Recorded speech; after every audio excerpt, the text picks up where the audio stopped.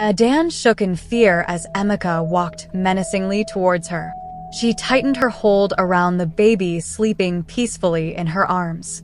Tears streamed down her face as dread filled the pit of her belly. "Who's the father of that bastard?" Emeka bellowed as he drew closer, his eyeballs blazing with fury. For fear of his anger, Adan only whimpered and didn't utter a thing. "Answer me," he roared, this time hitting his fists on the wall where she rested. Her fears heightened, causing her to jerk as she shivered.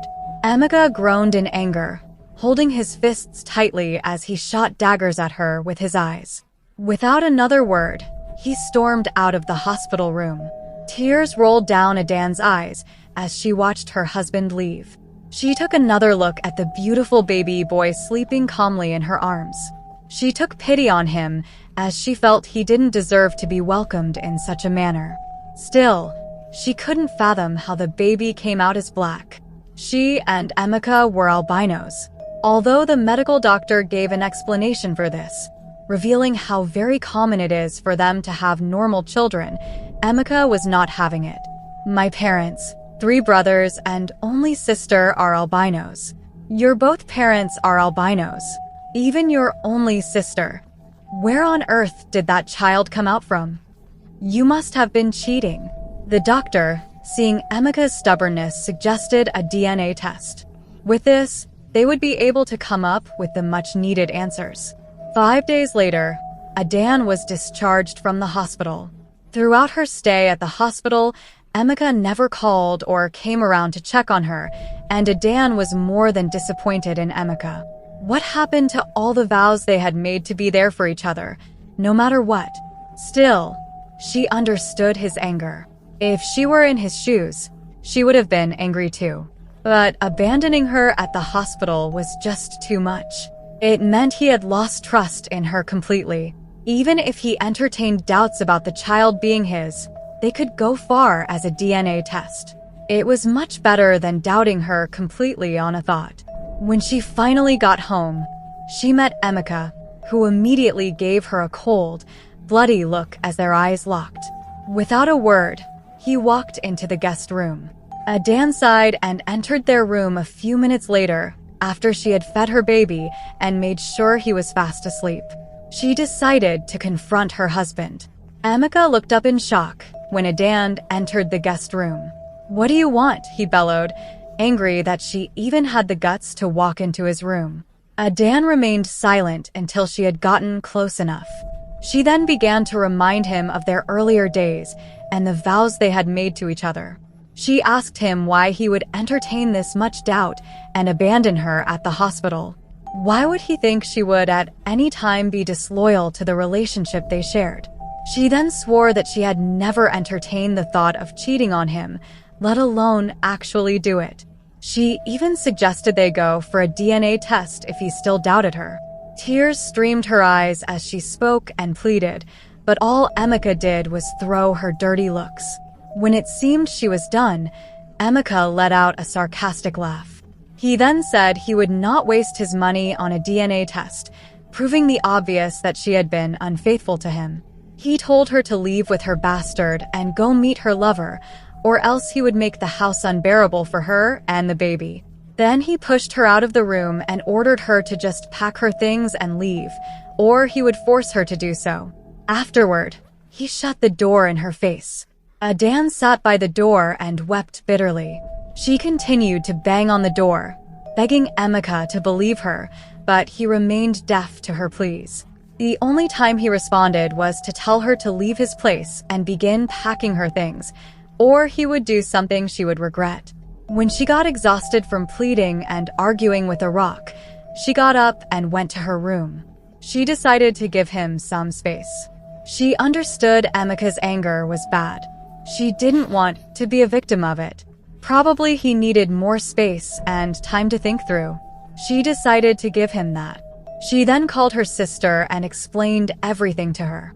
That night, her sister drove down to Adan's apartment and helped her pack a few things and some of the baby's. As Adan entered the car with her baby, she looked behind, hoping Emeka would come around, but of course, no one was in sight. Her sister tried to calm her, telling her it would be fine. A few days later, Adan woke up to discover that all the money in the joint account she shared with Emeka had been cleared. She was stunned. Her heart raced and tears streamed down her face as she kept checking the balance. She couldn't believe what she was seeing. This time around, she damned the consequences and decided to confront Emeka. This was madness. She quickly got dressed and headed down to their matrimonial home. But on getting there, she realized something even worse had happened. The house was empty. All of Emeka's things and all of hers were gone. As if that wasn't enough, all the baby's stuff was gone too. Why was Emeka doing this? She kept pondering. Why would he hurt her this much for an accusation he wasn't willing to prove? Did he just enjoy hurting her? Hours went by before Adan eventually got up, wiping her tears. When she saw a piece of paper by the wall, it was a note written by Emeka. She could feel her heart almost popping out of her chest as she read the last words he wrote to her. Adan's eyeballs widened as she read through the note, and when the realization of what this meant hit her, she screamed and burst into tears as she fell onto the ground.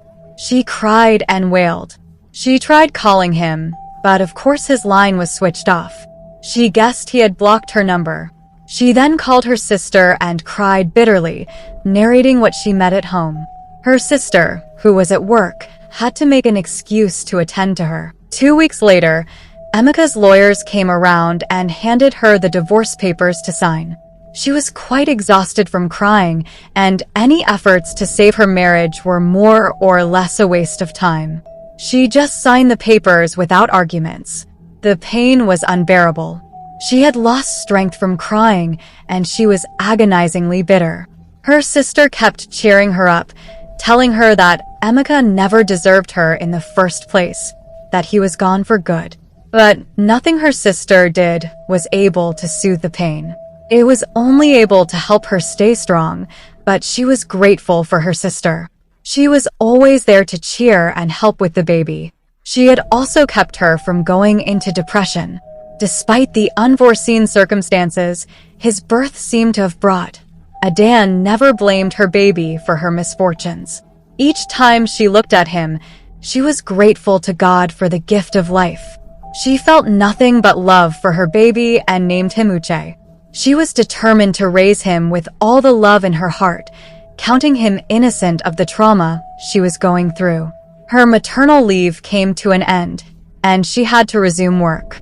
She took Uche to daycare in the morning before driving down to work, but due to the agony she was going through, she became less efficient at work. She worked in customer service at a microfinance bank. Tasks that seemed easier for her initially felt tougher to run smoothly. The once smiling and bubbling young Adan became moody and reserved, appearing a bit shabby. A few weeks later, her supervisor, Peter Obi, called her.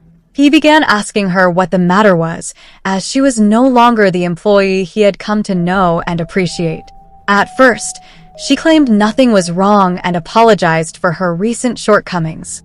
As he persisted, she claimed it was probably because she had just rounded her maternal leave. It was later she broke into tears and related to her boss the current state of her marriage due to the birth of her baby. Peter felt sorry for her. He calmed her and encouraged her to remain strong. He told her that it would all make sense in the end. He then embraced her and let her cry on his chest as he patted her back. She was one of his favorite subordinates due to her work ethics and her personality as a whole.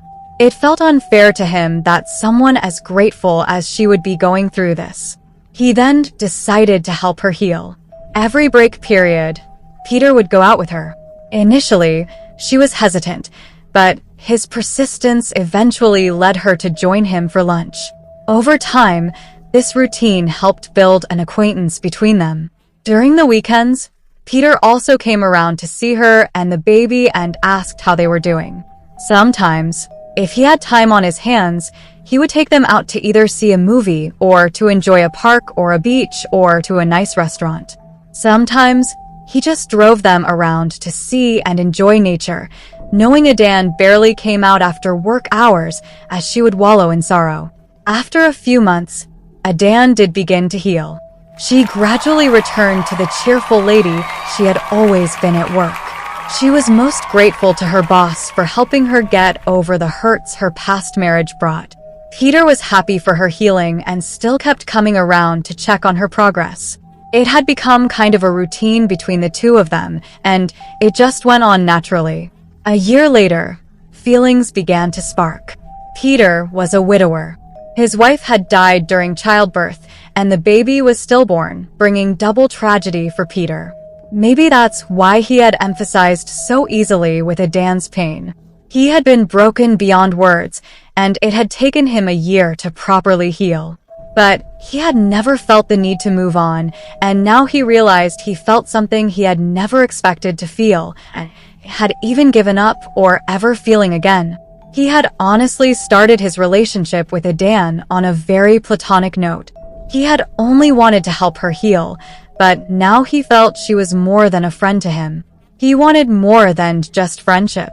So, on one weekend, he asked if they could take their relationship to another level as he expressed his feelings for her.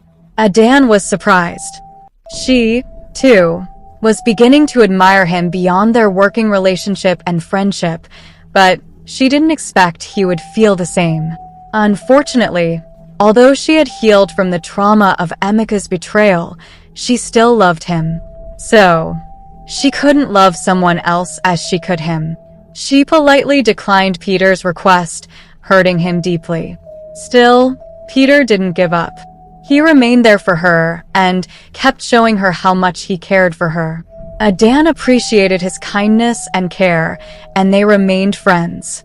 One day, she was cooking in the kitchen when she heard Uche scream from the living room. Alarmed, she decided to rush to know what was wrong and didn't pay attention to her surroundings. She hit the pot containing the hot sauce she was stirring while trying to run out, and it came tumbling down and poured all over her legs. She screamed in pain as the heat burned her flesh. Uche rushed to the kitchen instead and began crying again when he saw his mom crying in pain. He was too young to know what to do, and the only way he could express his confusion was by crying. Adan knew she had to be strong for herself and her son. Despite the pain, she got up and walked to her phone while patting her son. Her sister was away on a business trip at the time. The only person she could call was Peter. She called him to ask him if he could help her to get to the hospital. He immediately agreed and got into his car. While waiting for Peter, she applied first aid on the wound. When they got to the hospital, she was admitted for proper treatment. Adan was scared about the welfare of her son. Her sister was away, and she had no one who would willingly look after Uche. But even without asking or expressing her worries, Peter told her he would look after Uche while she was at the hospital. Adan couldn't express her gratitude enough. She was too grateful for his kindness and thoughtfulness. Peter acted like a loving father to Uche. He looked after him with so much love and patience. He made sure to meet his needs and ensured the boy was okay. And while returning from work after picking Uche up from the daycare, he would drive them both down to see how Adan was faring at the hospital. When they came around, Adan could see how happy Uche was with Peter. She was skeptical about him staying with Peter, thinking he would be uncomfortable, as he had never been alone with anyone else besides her sister. But she was shocked to see how Peter and Uche flowed seamlessly. She even heard Uche refer to him as Papa, rather than the usual Uncle Peter he called him. A week later, she was discharged, and Peter drove her home. He then ordered that she rested at home for a few days before she resumed work. Adan spent those few days at home to reflect on the bond between her and her boss. She was convinced he loved her and her son. She too could no longer deny the fact that she had fallen in love with him. She had made a decision. She decided to move on. Even Uche loved him, and she knew he would be a great father to Uche. More so, Uche needed a father figure in his life. No one else wore that shoe better than Peter. When she went back to work, She entered his office to thank him for his kindness and help when she needed it the most, which he gracefully accepted. She then told him that she loved them and would like to take their relationship to a deeper level. Peter was so happy to hear this that he immediately pulled her into a warm embrace and kissed her. Peter never ceased to show Adan with love. Soon, her fellow colleagues knew there was something going on between the boss and her. This earned the jealousy of some and admiration of others, but Adan never let it get to her head, and she never let it affect her work. She still remained the cheerful and efficient lady they had known her to be, and Peter just kept loving her more and more. 2 years later, Peter knew he had to settle down with Adan. So, on her birthday that year, as she entered the office, she was shocked to see the entrance was decorated with balloons and flowers. As she entered inside, she heard the happy birthday shout from her colleagues. She was shocked and looked around in amusement as her hands covered her mouth. She then gave a hearty laugh to fight the tears that threatened to fall. This was too beautiful. She began to thank everyone for the efforts they made in doing this for her. But in the midst of the crowd, she searched for Peter, but didn't find him. She suspected he was the mastermind behind this. But where was he? Happy birthday, she heard his calm voice from behind her. As she turned around, Peter was standing behind her with a wide smile and a cake in his hands. Both her hands were on her lips, covering her mouth as tears began running. His smile widened, and he urged her to come closer to him to give him a side hug because of the cake he was holding. She whispered, "Thank you," and he pecked her lips. When it was time to cut the cake, Adan slid the knife through the cake, but realized there was something hard. She became curious and decided to cut the cake open. When she did that, she found a golden ring. And when she picked it up and turned back, she met Peter already down on one knee. She gasped in shock. "I love you, Adan, and I don't think I can do life without you. I also want to be a father to Uche, so please, will you marry me?" Peter asked so lovingly that tears ran down Adan's cheeks as she nodded. He then collected a ring from her hand and slid it onto her finger. He got up and kissed her while the cheerful onlookers watched on with admiration. She had tears streaming down their faces too. 3 months later, they got married. As the years passed by, the couple groomed Uche to be a responsible child. They made sure Uche got the best of everything: school, clothes, and education. Uche made them proud with his exceptional intelligence. In due time, he graduated high school, got into college, and studied computer science. Upon graduation, he was immediately employed in a tech company. His employment came with privileges like a house and the car with a hefty offer. His parents couldn't be any happier, especially Adan. Everything was going fine for this family until someone they never thought they would ever see showed up in their lives. That day, the family was having a small outdoor gathering to celebrate Uche's birthday when a strange man suddenly showed up. The old man looked shabby and rough. He also exuded a foul stench, and Uche felt nothing but sympathy for him. Uche was about to offer the man a drink when Adan stopped him. "That's the man who abandoned you," she said, ever so coldly. Hearing those words, Uche went into a rage and ordered Emeka to leave at once. Shamelessly, Emeka went on his one knee and begged for listening ears. Through tears, he narrated how his mother had reached out to him about 10 years ago. She had confessed that his biological father, the man whom she had cheated with shortly after getting married to the man he believed was his dad. "So why did you come back? You knew 10 years ago. What took you so long?" Uche screamed. Emeka had no sensible answer. He had actually gotten carried away with living a life without responsibility. After he dumped Adan, he lived his life carelessly. He went from party to party, dated several women, and spent lavishly. Eventually, he settled with a younger girl only 5 years ago, and that marked the beginning of his misery. She made his life a living hell. She never truly loved him and was only with him for his money. As a result of his marital problems, Emeka could no longer focus at work, and he got laid off. Just when he thought things couldn't get any worse, his young lover fled. That day, he had gone out to take a bottle or two. Whenever he went out that way, he would stay away for several hours just to escape the wrath of his girlfriend. When he eventually returned home that day, he got the shock of his life. Every single thing he owned was gone. Worse off, he began getting debit alerts on his phone until almost nothing was left. Overwhelmed with shock, Emeka suffered a stroke. Fortunately for him, his neighbor came to his aid, and he was taken to the hospital, where he eventually recovered. As soon as he got discharged, Emeka knew he had to look for his original family. Being treated in such a way made him realize how badly he had treated Adan and his son. He had heard that Adan had remarried, but still believed he stood a chance. After all, she had been madly in love with him back then. How wrong he was.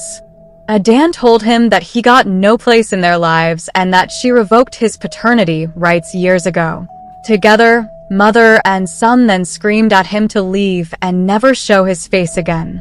Emeka walked away in shame. He later ended up in an old people's home, wishing he could turn back the hands of time and act right. Many years ago, there was a small remote village in Nigeria called Udo. Villagers went about their days fetching water, tending farms, and caring for livestock while they whisper stories to each other about signs and old prophecies. One prophecy loomed large over Udo, that one day a special child would be born with the power to save the village from a great calamity. No one knew when or how such a prophecy might come to pass, but the villagers thought about the prophecy a lot, especially when times were scary. For Ajani and his wife Ngozi, the prophecy became extra meaningful the day Ngozi went into labor to have her baby. The couple had been trying to have a baby for many years without success. Ngozi finally being able to get pregnant and deliver the baby safely seemed like a miracle.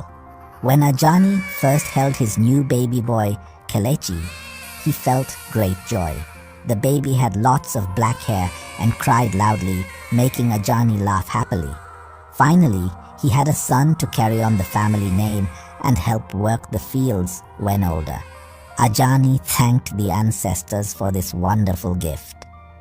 In the first months, Kelechi seemed normal. He nursed strongly and grew bigger every day. But around 5 months old, Ajani noticed something strange. A tiny tail was growing above Kelechi's bottom.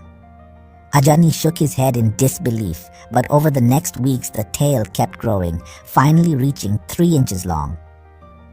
Fear entered Ajani's heart. What could this mean? He had never seen anything like it. Ngozi was worried too, but hoped it was nothing serious. The tail did not hurt Kelechi or cause other problems. In every other way, he was a normal, healthy baby. By Kelechi's first birthday, the tail had grown to 9 inches long. It had fine black fur that matched his hair. Ajani and Ngozi could no longer hide or deny it, though they wanted to protect their son from harm or judgment. In the village, strange rumors spread about the baby born with a tail. Some called him cursed, monkey boy, or evil child. Friends and neighbors avoided visiting Ajani's hut. Only the wise old medicine woman, Mama Decay, saw the tale as a divinely inspired occurrence. She alone retained faith in the prophecy that this special child was meant to save them all. The villagers refused to heed Mama Decay's words. They were preoccupied with their many other troubles. Raiding parties from the fierce bandit leader Ndidi and his men were terrorizing the village from time to time, stealing their livestock and grain and sometimes taking women in the village as captives. No one knows the hideout of these robbers, but it is believed that they reside deep in the jungle. Ndidi had vowed to make everyone in the village pay for such unfair treatment they did to her mother with his last breath. What could be the motivation behind Ndidi's anger? And why is he so bent on taking revenge on the Udo village? Okay, let me tell you the backstory of what happened to Ndidi's mother. Many years ago, a young woman named Chika found herself cast out from Udo village after getting pregnant without being married. The unforgiving villagers rejected her as the child's father refused to marry her. With no family left, Chika wandered into the jungle alone. She eventually gave birth to a son she named Ndidi. They managed to survive in the wilderness together through Chika's fierce determination. She refused all offers to return to the village that had been so cruel to her. One day when Ndidi was 7 years old, Chika went to the riverbank for water but never came back. After many hours, Ndidi found her body there. She had been bitten by a deadly snake. Overcome with grief and anger, Ndidi cried out in pain into the night. Ndidi was young at the time, but he remembered everything as if it happened yesterday. He swore revenge on the village that had sentenced his mother to die alone in the jungle. From that day on, hatred toward Udo grew inside him. As a teenager, Ndidi's anger and strength only increased. He wrestled alligators and roamed the jungle as if he owned it. When he was 18, he met a group of armed men passing through. Impressed by Ndidi's boldness, they asked him to join their bandit gang. Ndidi saw this as the perfect chance to get revenge. He quickly rose up the ranks with his bravery and skill in raids. When the old leader died over a fight, Ndidi took charge.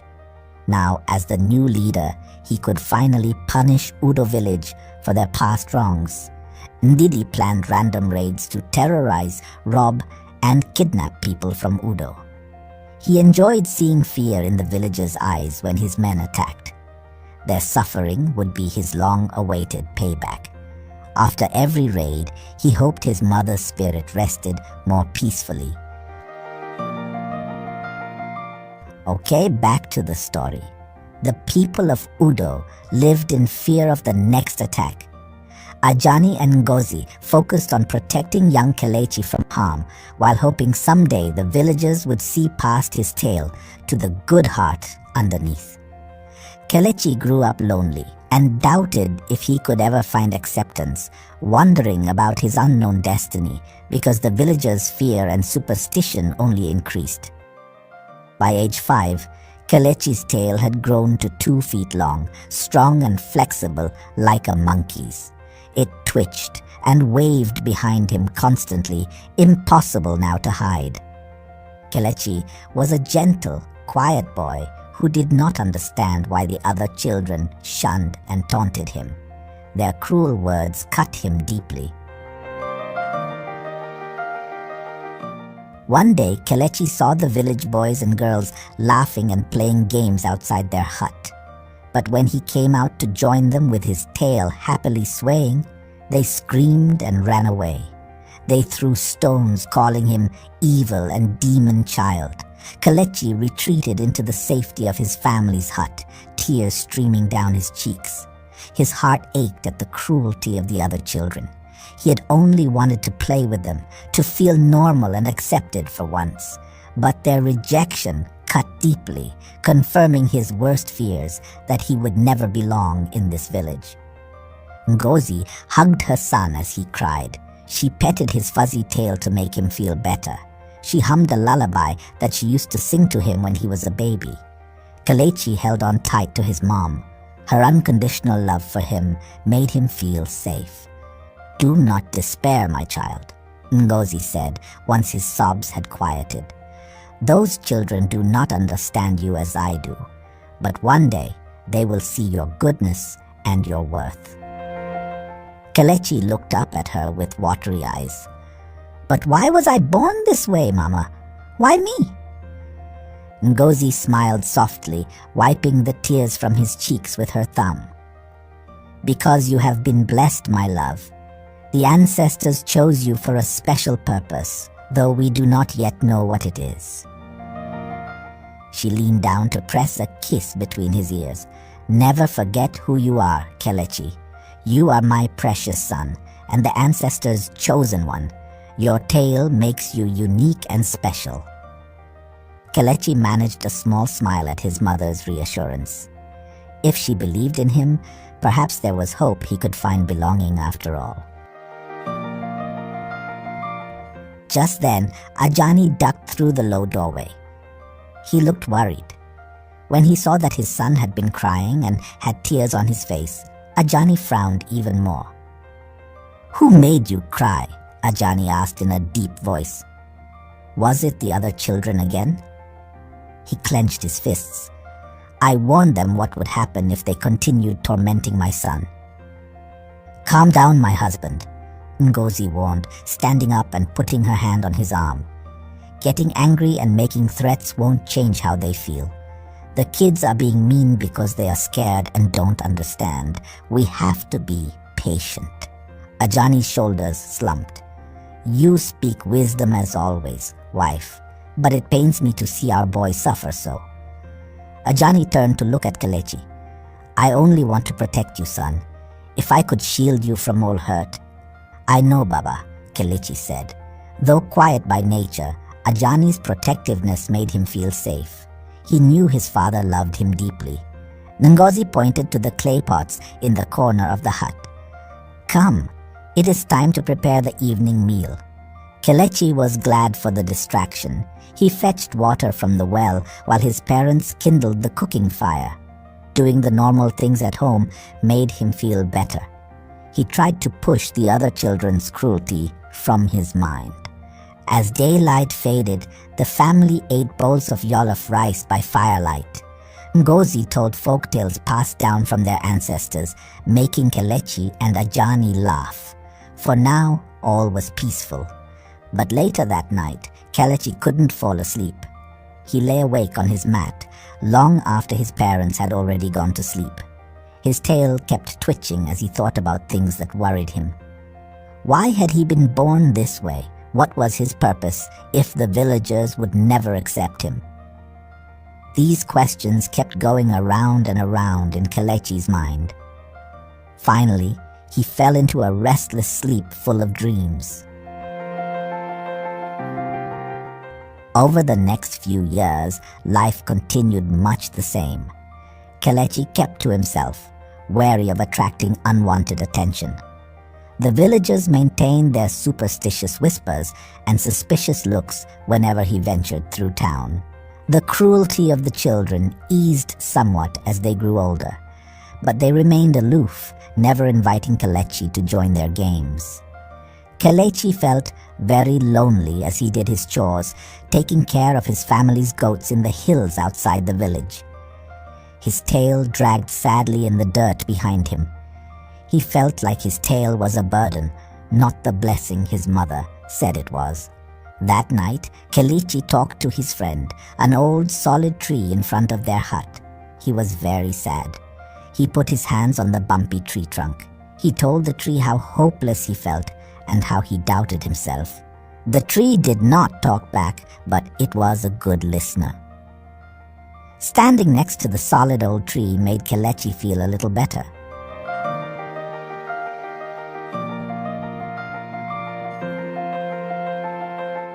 From the edge of the village, old Decay watched Kelechi closely, smiling to himself.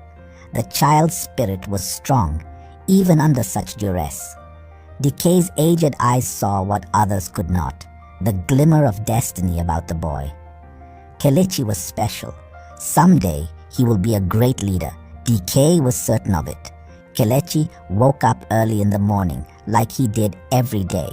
He was still tired from training with his dad yesterday, but he got up quickly, not wanting to waste any time. After washing up and getting dressed, he went outside into the misty morning air. The village was quiet and still. Most people were not awake yet this early. Kelechi enjoyed the peace and quiet. It was the only time he could move around freely without people giving him mean looks and saying bad things. Kelechi went to the nearby forest, his tail swinging excitedly. Under the cool tree leaves, he started running. He jumped over fallen logs and ducked under low branches. He pushed his muscles hard, using his tail to go faster and higher. Running made him forget his worries and just feel joy and freedom. After running, Kelechi stopped by a hidden pond to catch his breath. His muscles were pleasantly tired. He crouched down and looked at his reflection in the still water. He saw his familiar face, serious brown eyes, high cheekbones, and angular jaw. But below was an image that was strange to him, his long, dark tail that made him different. Cursed. Kelechi frowned and stood up. Why did he have to be born this way? Without this awful tail, he could be like any other boy in the village, with friends and a normal life. His bitter thoughts were interrupted by the growing noise back in the village. The day was starting. With a sigh, Kelechi turned and headed home.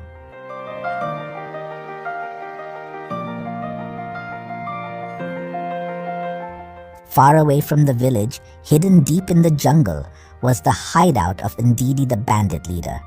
It had been a long time since their last good raid. His men were getting restless. The recent storms had also damaged their hideout. They would need to attack a village again soon. Sitting near the flickering campfire, deep in the jungle, his raiders crowded around him. Their eyes showed fear, but also greed. Ndidi thought about which nearby villages they could raid. He remembered Udo had very poor defenses when he scouted it before. Yes, Udo would be perfect. The raid would remind the villagers to fear him, and he could steal their grain, animals, and other things. With a deep rumbling voice, Ndidi outlined his plan to strike Udo village once more. "We will attack them at dawn," he said, drawing a path in the dirt with a stick. "Half of you steal the cows. The others take as much grain as you can grab. And if anyone tries to stop you..." Ndidi slammed his fist into his hand with a loud smack that showed what would happen. Ndidi looked at Basi, his second in command. "Take some men tonight to scout their defenses," he ordered. "We will attack in 2 days." Basi nodded, his eyes shining with excitement. The raiders yelled and waved their weapons. Soon the village of Udo would learn what happens when you stand up to Ndidi and his men. Udo's peace would not last much longer. Meanwhile, in Udo village, Chief Okenwa sat among his council of elders. They all looked worried. The land was having problems. Cows were getting sick and dying. Crops were drying up in the fields. Every day the villager felt sadder and more uneasy. "Our people grow more desperate every day," one elder said sadly. "If the gods are not pleased soon, I fear what more we may suffer." The others murmured in agreement. Since the abnormal boy's birth, Udo had been cursed with poor harvests, sick animals, and bad luck. Deciding their next steps was very urgent. Okenwa stayed quiet, listening to each person, but in his mind, the decision was already made. As chief, the village's well-being had to come first. Even though difficult, the boy Kelechi had to be banished for prosperity to return. The debate went on for long. Okenwa finally held up his hand. "Enough," he said. "For our people's good, the boy, Kelechi, must leave." A sad silence filled the room. The chief could picture the loneliness ahead for young Kelechi, and his heart grieved over what had to happen. But he hardened his resolve. One boy's life against an entire village was no choice at all. The chief considered this. Yes, banishing the boy could appease the gods and end this plague upon their home. "It shall be done," the chief declared. "One way or another, Kelechi must go." Kelechi did not know about the plans against him.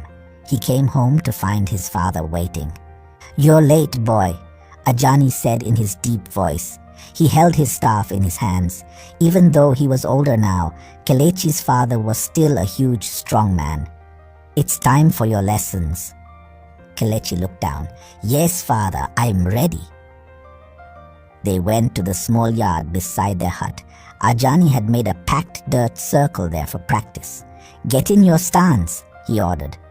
Kelechi obeyed and got into the poses his father had taught him day after day. He moved from one pose to the next, holding his tail tight for balance.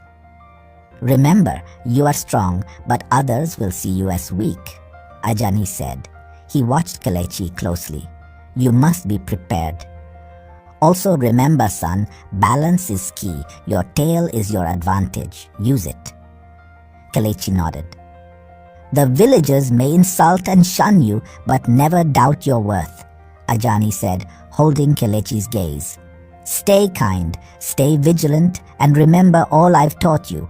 A warrior controls his power. He does not let anger control him. His dad wanted him to be ready for the hate and violence he would face because of his tail. The training was about focus and discipline, not just fighting or combat skill. Kelechi nodded, sweat dripping on his brow as he focused on his father's every move. They sparred gently at first, but soon Ajani's blows came faster, each one blocked by Kelechi's tail. Good! Again, Ajani yelled. Kelechi moved like water flowing over rocks. Each hit and block told a story of survival. In her modest kitchen, Ngozi ground herbs with a mortar and pestle, getting breakfast ready for the family. Her thoughts were focused. She knew her son's life was full of danger and misunderstanding. A knock at the door broke her focus. Standing there was Mama Decay, her eyes twinkling with unspoken knowledge. Ngozi, she began softly, I see greatness in Kelechi. He bears more than just a tale. He carries our ancestors' hopes. Ngozi welcomed her inside, her heart lightened by her words. Mama Dike sat in his usual spot by the fire. She watched Kelechi training with Ajani closely. The old medicine woman couldn't help but smile. She saw each leap and jump as a verse from an ancient story coming to life. He is indeed special, Ngozi said quietly. Yes, Dike nodded. And in time, all will see it. Eventually, Ajani ended the lesson and Kelechi bowed with respect. His body ached, but his mind felt ready for anything. They went inside where Ngozi had set the table. Mama Dike joined them for breakfast. Eat up, Ngozi said gently. You'll need your strength. Dike encouraged Kelechi not to give up, no matter how the villagers treated him. Kelechi smiled, grateful. With his family and Dike beside him, he could face anything, even this village and its hate. At the age of 15, the hardships of Udo village had moved from bad to worse, and they still blamed it on Kelechi. One faithful evening, it started raining very heavily in the village. Huge raindrops poured down fast in an angry storm. The hard rain turned the dirt paths into flowing mud rivers. Strong wind blew through the roofs made of straw. It was that same night the villagers decided they had had enough. Even though the rain was making their clothes all wet, a big angry crowd of at least 30 men, women, and even some kids with their flickering torches marched strongly through the storm. They were heading to the home of Kelechi and his parents. Evil child, an old woman yelled as she hobbled along with the group, holding tight to her walking stick with her wrinkled hands. He's brought a curse upon us all. Some other villagers shouted in agreement. Months of no rain and sickness had been hard on them. Crops dried up, cows got sick, kids went hungry. The people of Udo blamed Kelechi because his tail made him look different and strange. They thought he was cursed. The angry crowd came to Kelechi's hut, their torchlights flickering in the rain. His dad Ajani stood strong in the doorway with an upset face. Behind him, Kelechi's mom Ngozi held her son, looking scared. Please, Ajani said, leave the boy alone and let's talk about this calmly. The village chief pushed his way to the front of the crowd. "Your son is an abomination," he shouted with anger. "Our village has suffered long enough under his curse. He must leave now." The crowd yelled in agreement. Some started throwing stones, but Ajani blocked them. Kelechi looked out from behind his mom, frowning with worry. He had known this day might come, though he wished the villagers would finally accept him. Ngozi hurried to her room. Her hands were shaking as she quickly packed important things into a burlap sack. Dried meat, healing plants, torchlight, a spare outfit, sandals, a woven blanket. Every item she put in the bag made her sadder. The crowd got louder, their yelling heard even over the constant beating of the rain. Kelechi's tail swung back and forth, showing how upset he was. He could feel how desperate his dad was and how sad his mom was, even though they didn't show it. Ngozi turned to her son and gave him a special necklace with a polished stone pendant. It looked very beautiful. "This has been passed down in my family for generations. It will protect you. Keep it close." "Thank you, Mama." Kelechi was very appreciative of the gift. The necklace felt like it was alive when he wore it, a quiet promise to look after him when her mother wasn't there. They shared one last, desperate embrace. "Go, my son," she whispered with a sad voice, tears mingling with the rain on her cheeks. "You must survive tonight. Never forget that you are good, no matter what they say. Never give up. Always remember who you are, the choice of the ancestors. We will find you someday."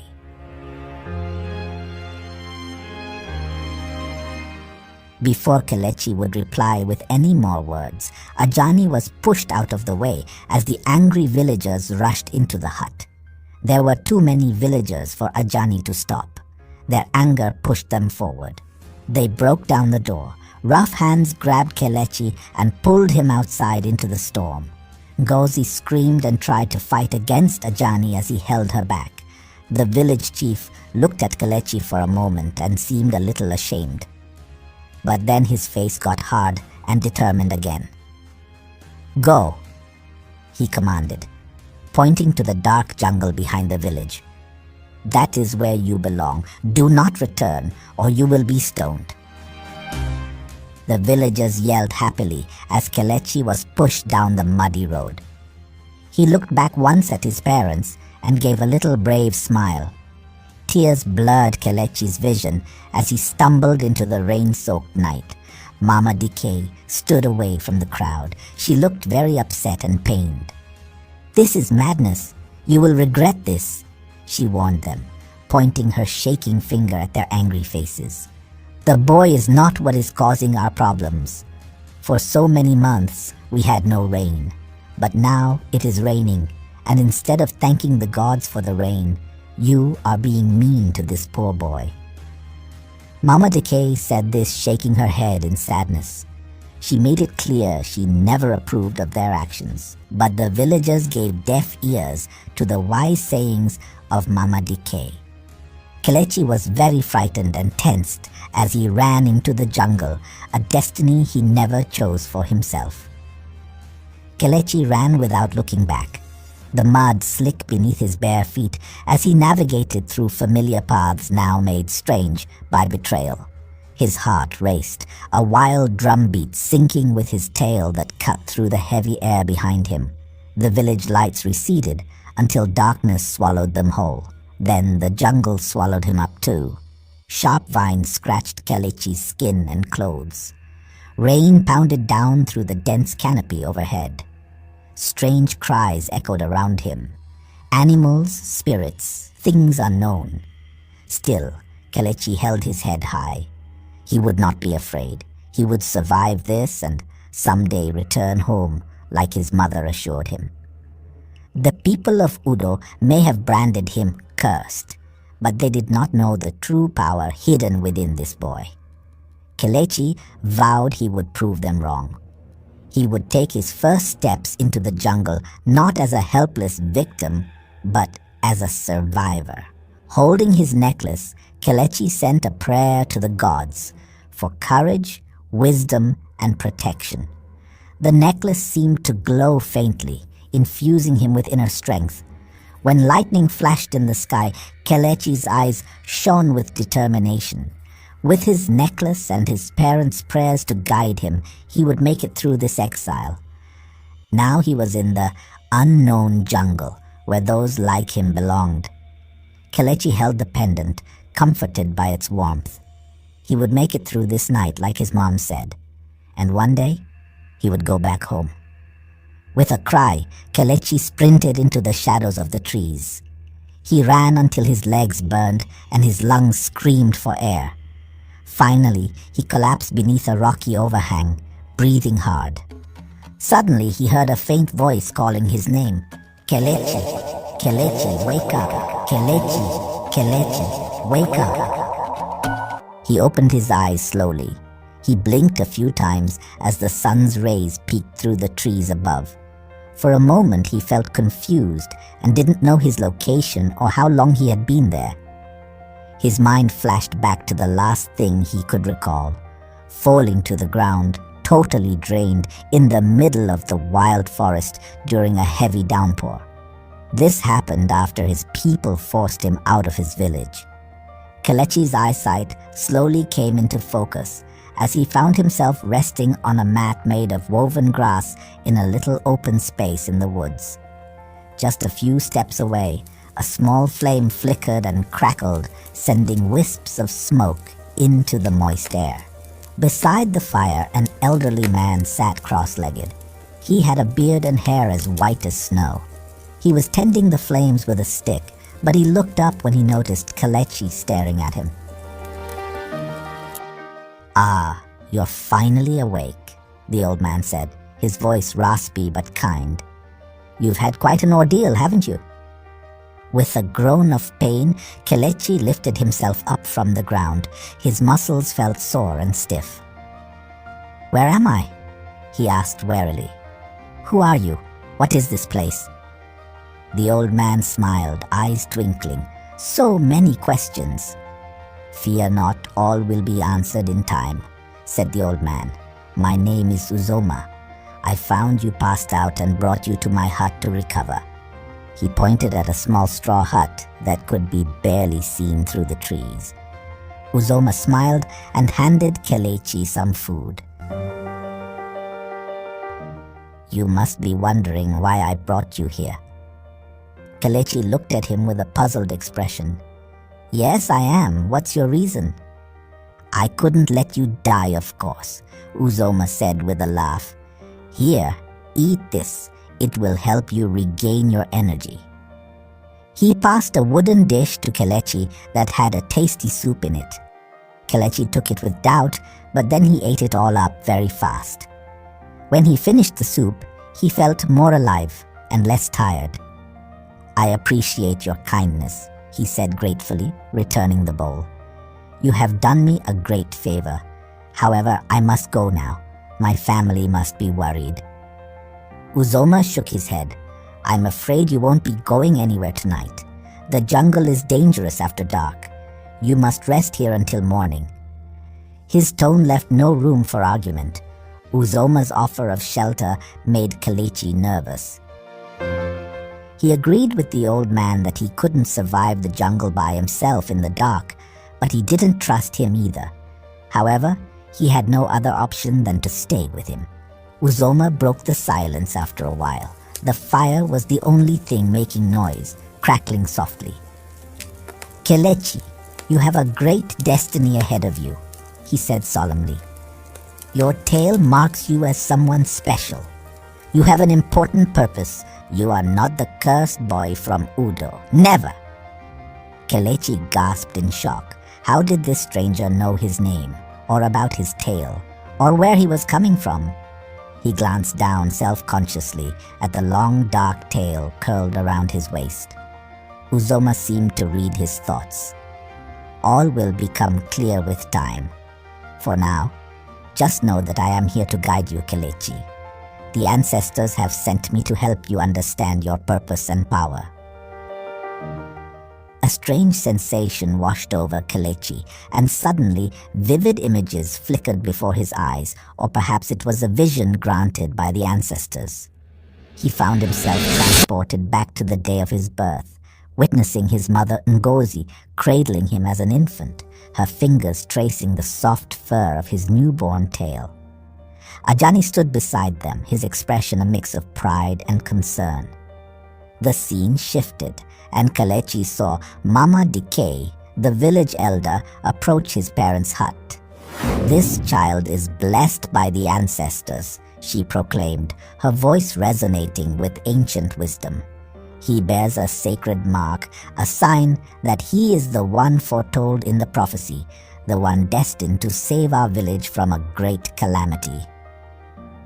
Kelechi's parents looked at each other in confusion, but Mama Decay didn't let that stop her.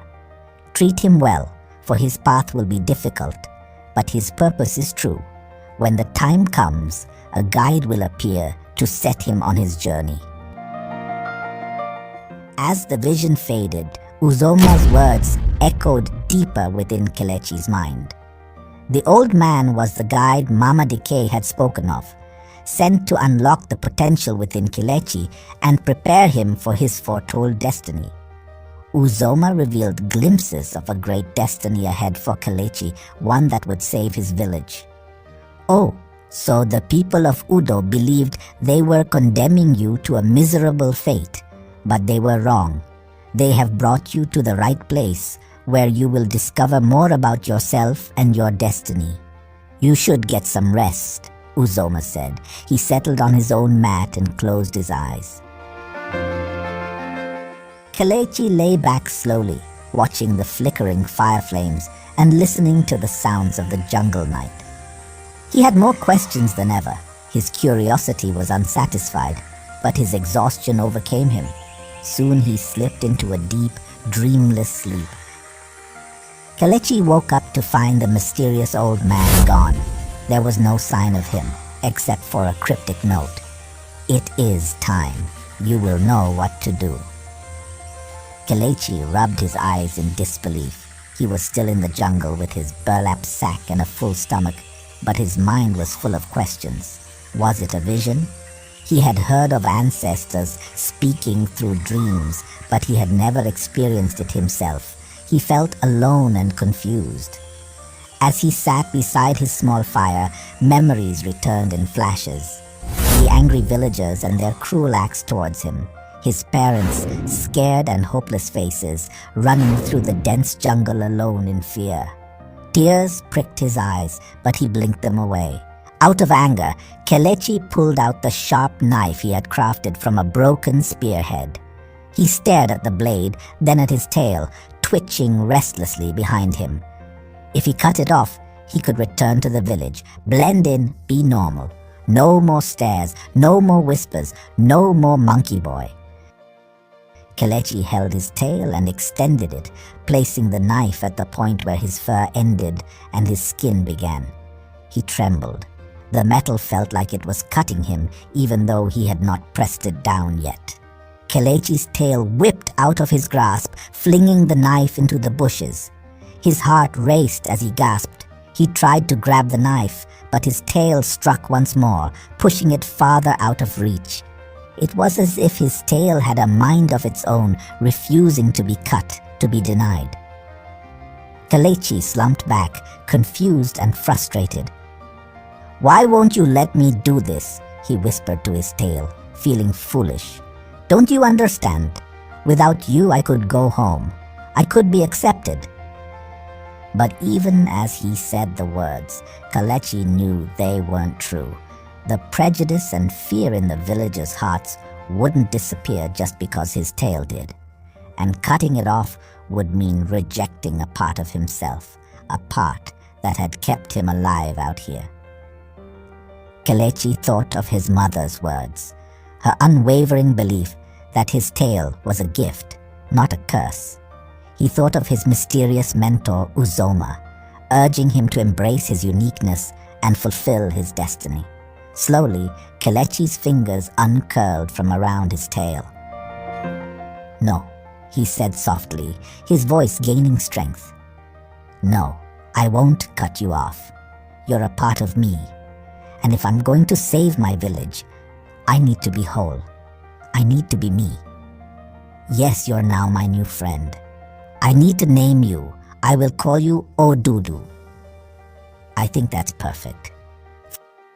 From that moment on, Kelechi no longer saw his tail as a hindrance or a source of shame. Instead, it became a symbol of his identity, his strength, and his purpose.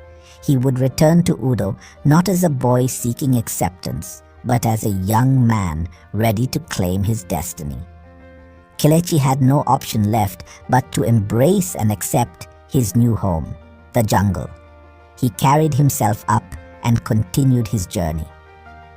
Over the following weeks and months, Kelechi faced a harsh struggle for survival in the wilderness over the next weeks and months. He used the jungle resources to make tools and shelter, applying the skills his father had taught him. Kelechi searched for plants he could eat, set traps for small prey, and gathered rainwater for drinking. His tail, which the villagers had despised, was very useful. An extra limb to swing from trees, grab fruits, maintain balance. Gradually, Kelechi's muscles grew stronger, his senses sharper, his bond with nature deeper. The special necklace from Kelechi's mother was a constant comfort. Whenever danger drew close, a hungry predator or violent storm, the stone pendant would glow faintly, pulse with soothing energy, giving Kelechi the strength to endure. It made him feel connected to his parents, even far away. Udo village went on with its usual routines, but everyone missed the boy. Ngozi and Ajani felt empty without their son. They were always sad and anxious. Every night, Ngozi sobbed in Ajani's embrace until she fell asleep. But they never gave up hope, asking the ancestors every day to take care of their beloved boy. Sometimes, Ngozi would touch her neck where her precious necklace used to be, and wish that it was shielding Kelechi from harm. The peaceful night in Udo village was shattered by the sounds of war and metal. Ndidi and his raiders attacked the village without warning, their dark shapes looming in the moonlight. The houses that used to be filled with joy and warmth now quaked with fear. Villagers screamed, hugging their children as the bandits approached. They tried to escape the ruthless invaders who had conquered Udo many times. The bandits showed no mercy, stealing and burning everything they could find. With his spear in hand and a fierce resolve, Ajani led the community's defense against the bandits. He shouted orders amid the turmoil, inspiring the men to resist. But the attackers were relentless and outnumbered them. Yet for every bandit that fell, 2 more seemed to take their place. "Stand firm!" Ajani shouted as he blocked a bandit's attack. His heart pounded in his chest, not from fear but from rage at the sight of his village being torn apart. Ndidi's men captured whoever they could as the villagers ran away in fear. Ajani resisted bravely, swinging his staff and hitting their heads, but he could not match their numbers. Ajani was overwhelmed, disarmed, and beaten to the ground by the relentless bandits. He saw with horror how they tied up Ngozi and took her away, her cries piercing his heart. "Kelechi," she cried desperately before the bandits hauled her away. "Find us, my son. You must save us." Ajani roared, struggling against the men restraining him, but it was no use. He could only watch, helpless, as his wife and other women from Udo were dragged back towards the jungle, captives of the merciless Ndidi. The women screamed as they were herded like cattle into the darkness of the jungle, captives to be ransomed or worse. Ndidi's latest raid had left Udo village devastated. Homes were ransacked, livestock stolen, and several young women carried off as captives. The bandits had attacked with ruthless efficiency, overwhelming the meager village defenses. As the sun rose over Udo village, the scene was one of sadness and ruin. Charred buildings stood like solemn guards, overlooking people filled with deep distress. Husbands and fathers cried openly for their lost wives and daughters. Mothers held their remaining children tightly, gripped by intense fear. Families of the kidnapped women gathered at Chief Okenwa's hut, weeping.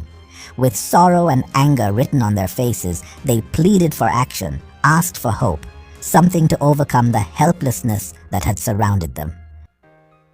With a hollow and uncertain look in his eyes, Chief Okenwa faced his people. He hid his despair and spoke with feigned confidence. "We will get our loved ones back," he vowed. "I assure you that we will strengthen our defenses and prevent this from ever happening again." Whispers spread among the crowd. Some voiced doubts while others held desperately to his words. Inside, Okenwa felt a pang of despair. He knew promises were empty and had no backing. Privately, Okenwa confessed to the elders that he had no idea how to recover their people from the bandits' clutches. The village guards were no match for Ndidi's gang. Desperation and despair infected the very air of Udo. Udo village faced a double crisis: raids from enemies and drought from the sky. Ever since Kelechi was exiled, Udo village had not received a single drop of rain. The crops dried up, the cattle wasted away, and a silent plague infected both the young and the old. As the elders argued heatedly in the council meetings, they struggled to find any viable solutions. The chief's forehead was creased with worry. A silent guilt haunted every discussion. "Perhaps we made a mistake," one elder finally whispered softly. "The boy, Kelechi, he did not deserve to be banished. We cast him out unjustly."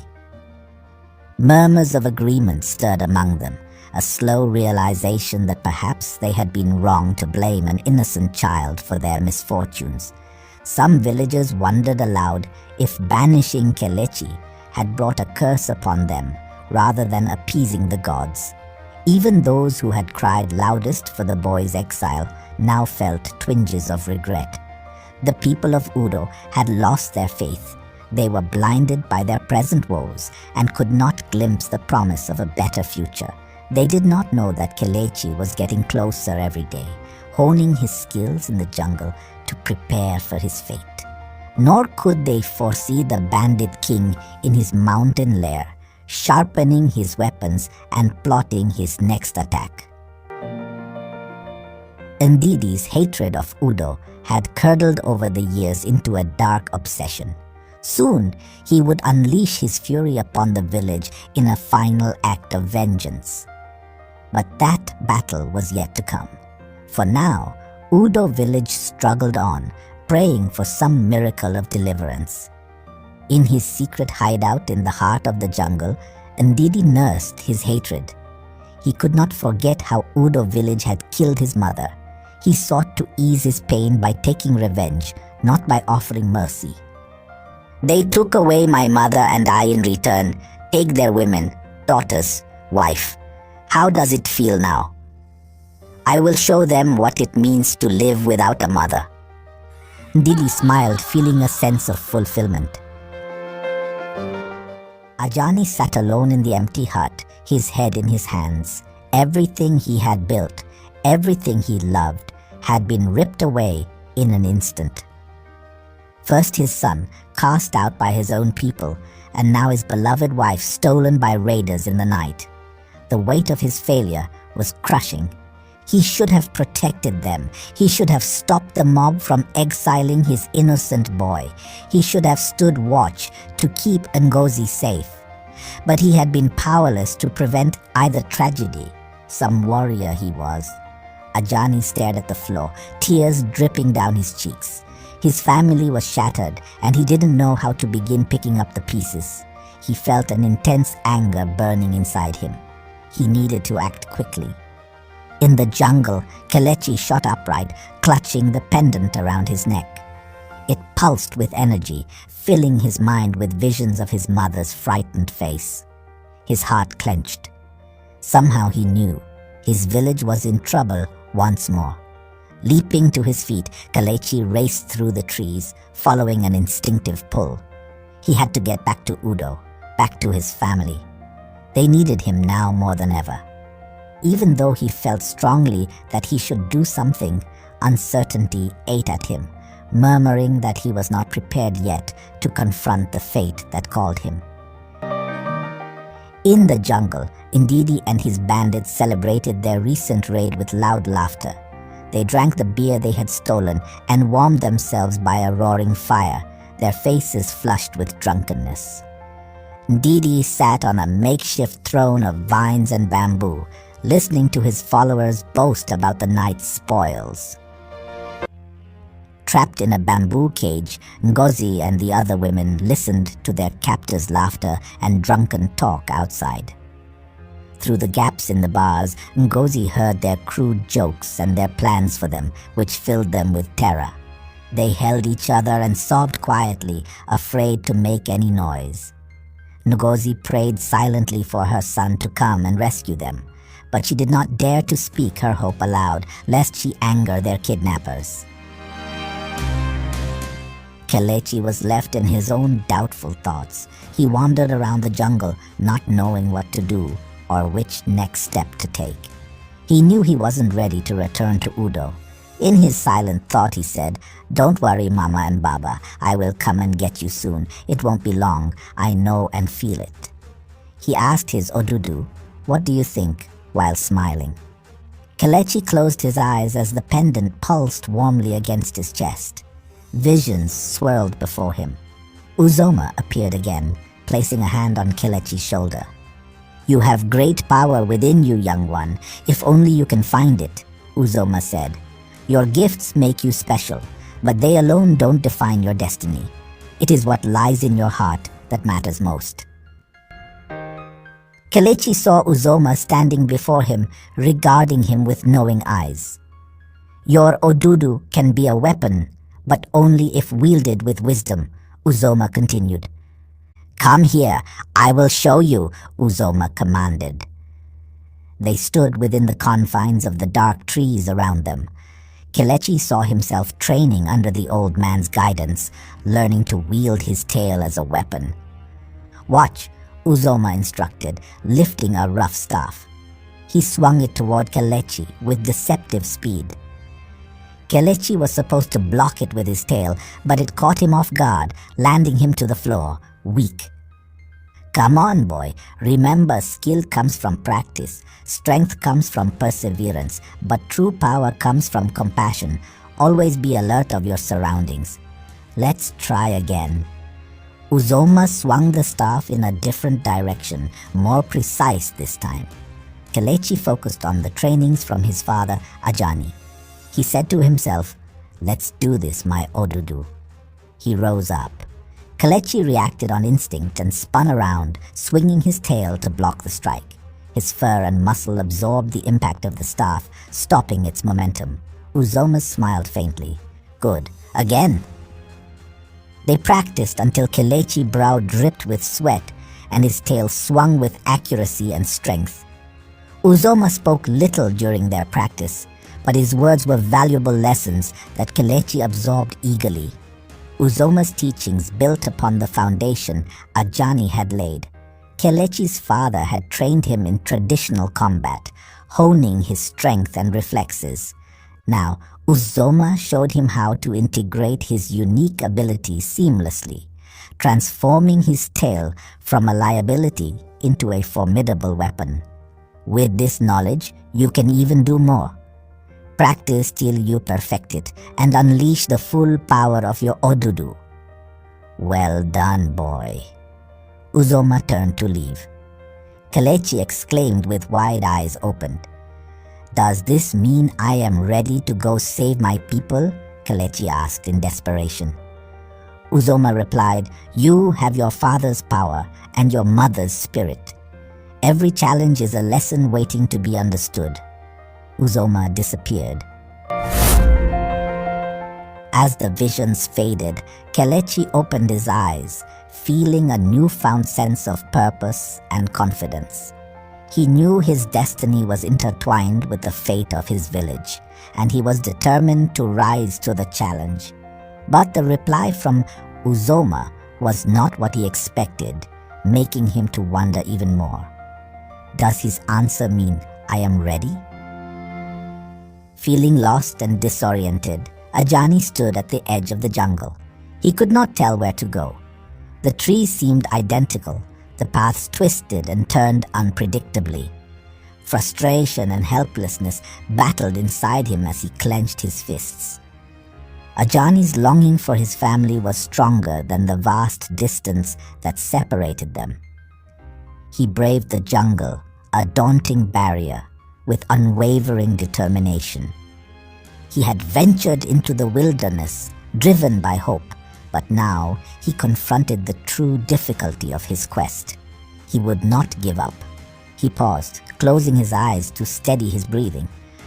"I must find my family at all cost," he whispered into the silence. Back in Udo, the village chief walked back and forth in his palace, restless and worried. He commanded his men to strengthen the defenses. At every entrance, guards stood ready with spears and shields. The chief looked around fearfully, as though the bandits could appear at any moment. The chief was determined to protect what power he had left amidst the chaos. The villagers were in a frenzy outside. The news of the kidnapping raced through the crowd, sparking terror and gossip. Some sought solace in each other's arms, while some debated angrily about the next course of action. They regretted ignoring Mama Decay's warnings. They wished they had treated Kelechi with kindness. They thought things were falling apart for the people who used to be so lively. They had been through a lot of bad stuff lately, and it was taking a toll on their bonds. They wished with all their hearts that someone brave and strong would show up and help them out of this mess. Kelechi felt at home in the jungle, where he enjoyed its music and its creatures. He was alone, but he did not mind. He did not have to face the mean villagers who blamed him for everything. He only wished he could see his parents again. He honed his craft, following Uzoma's teachings, and challenged himself every day. His tail was his friend, a weapon that responded to his every command.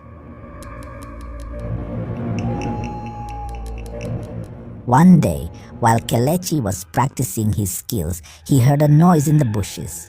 A strange animal ran past him with a frantic speed. Out of curiosity, Kelechi felt a surge of interest and chased after it. The animal led him further into parts of the forest he hadn't seen much of before. It moved so rapidly that it pushed Kelechi to his limits as he tried to keep up. He followed an irresistible urge deeper into the jungle, where the dense foliage blocked out most of the sun.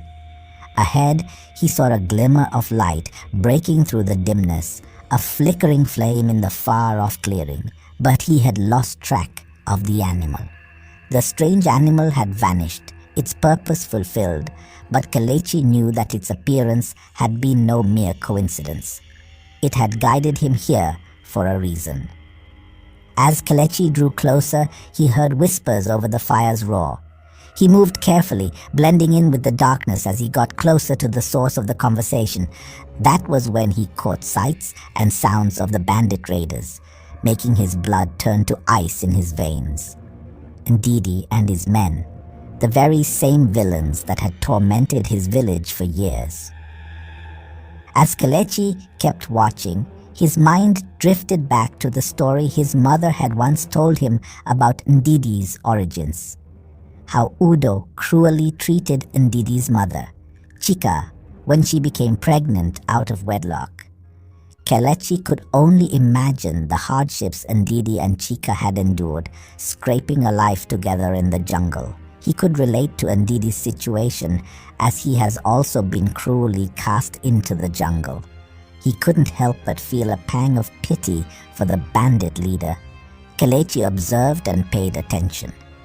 His sharp hearing and sight, made better from being in the jungle, let him overhear parts of what the criminals wanted to do. He became more and more worried as he found out they were plotting to attack Udo once more and destroy it completely. Kelechi felt sick to his stomach as he listened to Ndidi talk to the other bandits. Ndidi sounded mean and evil as he asked them, "What's a village without a king?" Ndidi seemed excited and happy about his nasty plan to kidnap Chief Okenwa and take over Udo village. Ndidi's cruel laughter even made Kelechi scared to the core. He could tell Ndidi couldn't wait to grab the chief and control whatever was left of the village after he ruined it. The rest of the gang moved closer, excited to listen to the scheme their boss had crafted. The robbers laughed loudly and celebrated, thrilled by the idea of taking complete control over the village. Kelechi's heart beat faster as he took in their evil plans. He refused to allow this to occur. He would not permit these raiders to destroy his village and make prisoners of its inhabitants. Kelechi saw the gang had kidnapped some women from Udo, which even made him feel sick to his stomach. They were crowded into a rough cage, their cheeks wet from crying and their eyes filled with hopelessness. As he looked closer, he spotted a familiar face among the prisoners. It was his very own mother, Ngozi. "Mama," Kelechi whispered, his voice catching in his throat. A wave of fear and confusion washed over him. What had happened to his father? How had his mother ended up in the clutches of these ruthless bandits? Kelechi knew he had to act fast. Every moment he delayed, his mother and the other captives were in greater danger. His eyes scanned the bandits around the fire and the captives in the cage. Formulating a plan, Kelechi calculated the risks and potential obstacles. He would have the element of surprise, but Ndidi's men were numerous and well-armed. A poorly executed attempt at rescue could prove disastrous, not only for himself, but for the prisoners as well. Time seemed to slow as Kelechi's mind raced, weighing his options. He could try to create a diversion, drawing the bandits away from the cage and giving him a window to free the captives. Or perhaps a stealthy approach, using the cover of darkness to slip in and silently release them, relying on his newly honed skills to evade detection. Each scenario played out in his mind, every variable considered, every potential pitfall accounted for. But with each passing moment, the sense of urgency mounted, like a coiled serpent ready to strike. Kelechi's gaze fell upon his mother, Ngozi, huddled among the other prisoners. Her face was etched with fear and despair, but in her eyes he saw a glimmer of hope, a silent plea for her son to be her family's salvation. It was that look that solidified Kelechi's resolve. He would not fail her, not again. Summoning every ounce of courage and determination, Kelechi readied himself to act. His tail twitched with anticipation, coiled like a spring, ready to unleash its full power. This was the moment he had been preparing for, the test of his newfound abilities and his true destiny.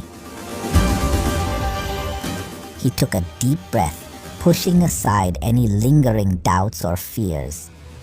He was the chosen one, the boy with the prophetic tale, and it was time to embrace his calling. With one final glance at his mother's hopeful face, Kelechi stepped out of the shadows, ready to confront Ndidi and his men, ready to fight for the freedom of his loved ones and his village. But just as he was about to make his move, someone suddenly grabbed him from behind, covering his mouth and preventing him from making any noise. He fought against the stronghold, his tail whipping back and forth frantically, but the person would not let go. But then a familiar voice cut through the tense silence. "Shh, it's me, Ajani, your father," he whispered, his voice trembling slightly. Kelechi's body went slack, the adrenaline draining away as he recognized his father's presence. Ajani released his hold, allowing Kelechi to turn and face him. They embraced, holding each other tightly, the fear and tension from the past few moments melting away. In the dim light, filtering through the dense foliage, Kelechi could see the lines of worry etched into his father's face, a testament to the trials they had both endured.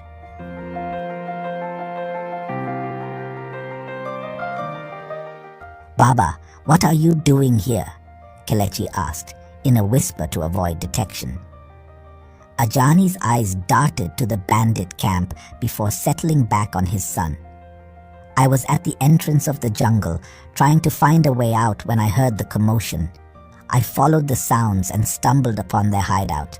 I overheard their vile plans just before I saw you, about to confront them alone. I held you back from attacking at that pivotal moment because I knew it could turn out disastrous." "Father, I'm so glad to see you," Kelechi said, his voice thick with emotion.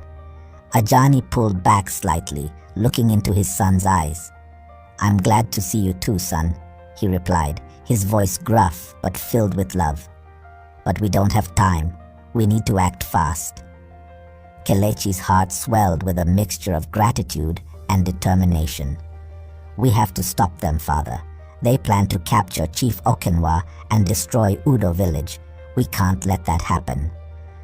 Ajani nodded, his jaw set with resolve. "I know, son, but we must be cautious. Rushing in without a plan could spell disaster for us and the captives." Kelechi felt the pressure mounting as he realized the gravity of their situation. Just a stone's throw away, his mother and the village women were in peril. Every part of him screamed to jump into action, to tap into his inner strength and protect his loved ones. But his father's steady presence tempered his impulsiveness. Ajani's years of wisdom and experience as a warrior shone through, even in this dire moment. Kelechi knew he had to trust in his father's guidance, just as he had to trust in his own abilities. "What do we do, father?" Kelechi asked, his voice trembling slightly. Ajani placed a reassuring hand on his son's shoulder, his grip firm and comforting. "We'll need to work together, Kelechi. Now, my brave son, let me ask you, what is your plan?" Ajani asked. "I'm going to distract the bandits," Kelechi explained, his voice steady despite the weight of his words. "While I keep them occupied, you need to make your way to the cage and rescue Mama and the other captives." Ajani opened his mouth to protest, but Kelechi cut him off, his eyes blazing with resolve. "No matter what happens, Baba, don't come looking for me. It's too risky. Focus on getting the captives to safety, to the hideout where they can't be found." Kelechi placed a hand on his father's shoulder, his grip firm and reassuring. "I know my way around this jungle, and I know how to handle the bandits. Trust me, Baba. I can do this." Ajani searched his son's face, seeing the determination and courage that had grown within him during their time apart. With a heavy heart, he nodded, accepting the weight of Kelechi's words. "I won't let you down, father. I'll keep them distracted for as long as I can," Kelechi said. Ajani's eyes shone with pride, even amidst the gravity of their situation. "I know you won't, son, but remember, your safety is paramount.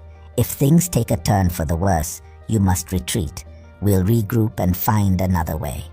Kelechi hesitated for a moment, the thought of leaving his father and the captives behind causing his heart to clench. But he understood the wisdom in Ajani's words. They had to be smart, to think beyond the immediate battle. "I understand, father," Kelechi said, his voice steady. "And once you've freed the captives, take them to the safe hideout for the time being. After, you must warn the village. Ndidi's men are coming, and Udo must be prepared." Ajani nodded solemnly. "I'll make sure they're ready, but for now, let's focus on the task at hand." He placed a firm hand on Kelechi's shoulder, a gesture of trust and support. "I will do as you say, son, but promise me you'll be careful. I can't lose you again." Kelechi managed a small smile. "I promise, Baba. Now let's do this." The father and son parted ways, each determined to play their role in saving their loved ones and protecting Udo village from the impending danger. Kelechi moved silently through the undergrowth, his heart pounding in his chest as he prepared to confront the bandits and rescue his mother, while Ajani crept towards the cage, ready to free the captives and deliver the crucial warning to the village. His tail twitched with anticipation, the power within him humming like a coiled spring. He knew that this was the moment he had been training for, the chance to prove himself and protect those he loved. With a silent prayer to the ancestors, Kelechi stepped out from the cover of the foliage, ready to face the bandits head-on. The time for hiding was over. Now it was time to fight. Drawing upon the skills he had honed during his time in the jungle and guided by Uzoma's teachings, Kelechi began to create a series of clever distractions.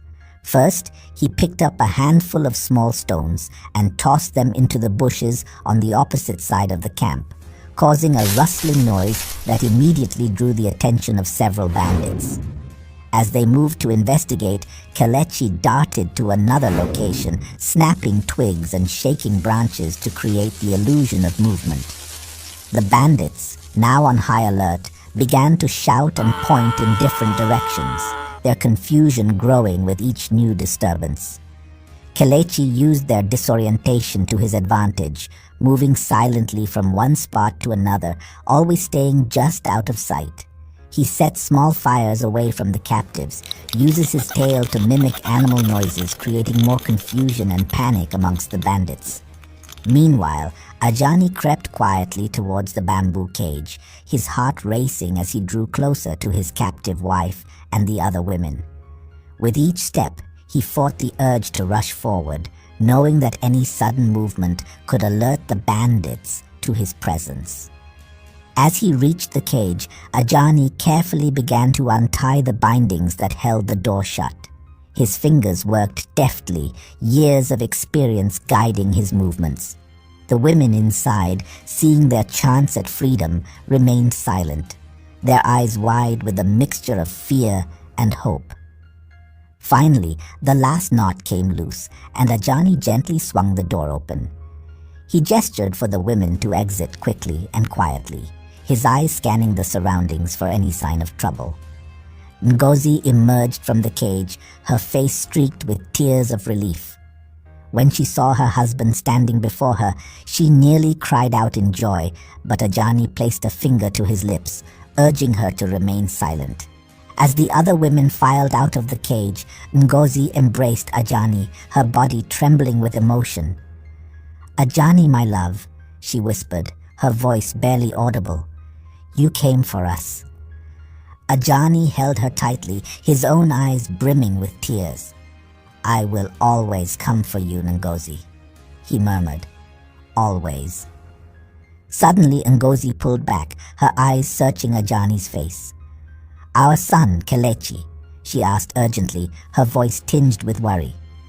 "Have you seen him? Is he safe?" Ajani hesitated for a moment, his heart heavy with the knowledge of the dangerous task their son had undertaken. He knew he couldn't lie to his wife, but he also didn't want to add to her fears. "He is nearby," Ajani assured her, though he withheld the full truth of Kelechi's perilous distraction tactic. "We must hurry now. Kelechi is creating a diversion for us to escape." Ngozi nodded, understanding flashing in her eyes as she rallied the other captives to follow Ajani. She took one last glance around the campsite, hoping for a glimpse of her son, but trusting in his strength and in the wisdom passed down by Uzoma that now guided him through this dangerous ruse. Kelechi hid in the shadows, his body coiled with tension as he awaited the approaching bandits. His keen senses, honed by his time in the jungle, alerted him to their presence long before they came into view. As the first bandit stepped into his line of sight, Kelechi sprang into action, his tail whipping out with lightning speed and precision. The bandit crumpled to the ground, his cry of pain cut short by the force of the blow. Kelechi moved like a phantom, striking from the darkness and disappearing before the other bandits could react. His tail became an extension of his body, a powerful weapon that he wielded with deadly accuracy. Meanwhile, Ajani led the captives through the dense undergrowth, his heart pounding with the urgency of their escape. Ngozi and the other women followed close behind, their faces etched with a mixture of fear and determination. The forest seemed to close in around them, the twisted roots and low-hanging branches threatening to impede their progress. Ajani navigated the treacherous terrain with the skill of a seasoned hunter, his eyes constantly scanning the surroundings for any sign of danger. At times, the group had to crawl on their hands and knees to avoid detection, the damp earth clinging to their skin and clothes. As they pressed deeper into the jungle, the sounds of the bandit camp faded behind them, replaced by the eerie stillness of the forest. Ajani knew that every step took them closer to safety, but he also understood the risks that lay ahead. The jungle was a harsh and unforgiving place, filled with hidden dangers that could strike at any moment. Back at the camp, Ndidi's rage boiled over as he realized the extent of the deception. His captives had vanished, and the sounds of commotion from the jungle's edge told him that his men were under attack. The bandit leader's eyes narrowed, his mind racing as he pieced together the events that had unfolded. This had happened because they were busily partying over their previous victory and were overdrunk, causing them to lose focus. So they were caught off guard by the cunning plot of Kelechi and Ajani. Ndidi felt that something was not right. His sharp vision penetrated the darkness and deceit. He could not be easily tricked by distractions. A deep growl came from his throat when he found the cage open. His captives had escaped. With a roar of fury, Ndidi summoned his remaining men, his voice cutting through the chaos like a knife. He knew that someone had dared to challenge his authority, to strike at the heart of his operation. He divided his men into two groups. The first group, led by Basi, his second in command, were assigned to go to Udo village, do their usual, and capture the chief, and deliver him to Ndidi. Make sure the most important thing, his royal crown, is also delivered. I will soon present myself as their new ruler, Ndidi outlined. The second group were to go after the missing captives in the jungle and bring them back to their cage. They will join the first group in the attack of Udo village after their mission was completed. They had to act with immediate effect. Anger twisted Ndidi's expression as he issued commands to his troops. "Find them!" he roared, veins bulging with fury. "They can't have gone far. And as for me, leave the camp to me. I will find out who is behind this distraction and stop them," Ndidi said. And as he charged through the camp, his fingers wrapped tightly around his machete's hilt, Ndidi swore that he would make them pay for their insolence. Ajani had just reached the safe hideout, a hidden alcove veiled by thick foliage and known only to a trusted few, himself and Kelechi, when he heard distant shouts of alarm slicing through the night air. He guided the women inside before turning back toward Udo village. "No matter what, do not come out of this hideout. Myself or my son, Kelechi, will come back for you soon when the time is right," Ajani instructed. Ajani needed to warn Udo village of what was coming. Ndidi's wrath would be swift and merciless. With one last look at Ngozi, whose eyes brimmed with a mix of fear and gratitude, Ajani melted back into the forest shadows, his steps quickening as he raced against time itself. As Ndidi's men scrambled to follow their leader's commands, they scoured the jungle for any trace of the escaped captives. Ndidi's men scattered into the underbrush, their movements swift and silent as they searched high and low for any sign of the escaped captives. Despite their efforts, the traces of the villagers' passage had been expertly concealed by Ajani's guidance. Frustration mounted as the minutes ticked by and the bandits grew increasingly anxious under the weight of Ndidi's fury. Meanwhile, Ajani burst into Udo village, his lungs burning and his heart pounding. He had pushed himself to the brink of exhaustion, driven by the urgency of his mission. As he stumbled into the center of the village, he raised his voice, summoning everyone to gather around him. The villagers, startled by the commotion, emerged from their huts, their faces etched with concern and curiosity. Ajani wasted no time in delivering his dire warning. He spoke of Ndidi's impending attack, his words painting a vivid picture of the bandit leader's wrath and the danger that loomed on the horizon. He recounted the escape of their loved ones as well, all made possible by his son, Kelechi. The villagers listened in stunned silence, their eyes wide with fear as they grasped the gravity of the situation. They knew all too well the strength of Ndidi's forces, and the thought of facing them head-on sent a chill down their spines. The village erupted into a frenzy of activity.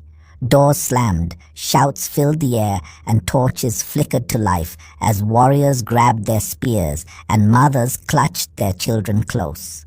The knowledge of Ndidi's impending attack hung over them like a storm cloud, threatening to burst at any moment. Back in the jungle, Kelechi stepped from the shadows to face Ndidi alone in a clearing away from the camp.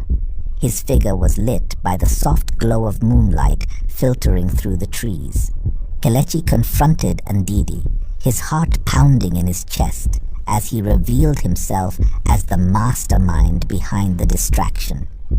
The bandit leader's eyes narrowed, a flicker of recognition crossing his features as he took in the sight of the young man before him.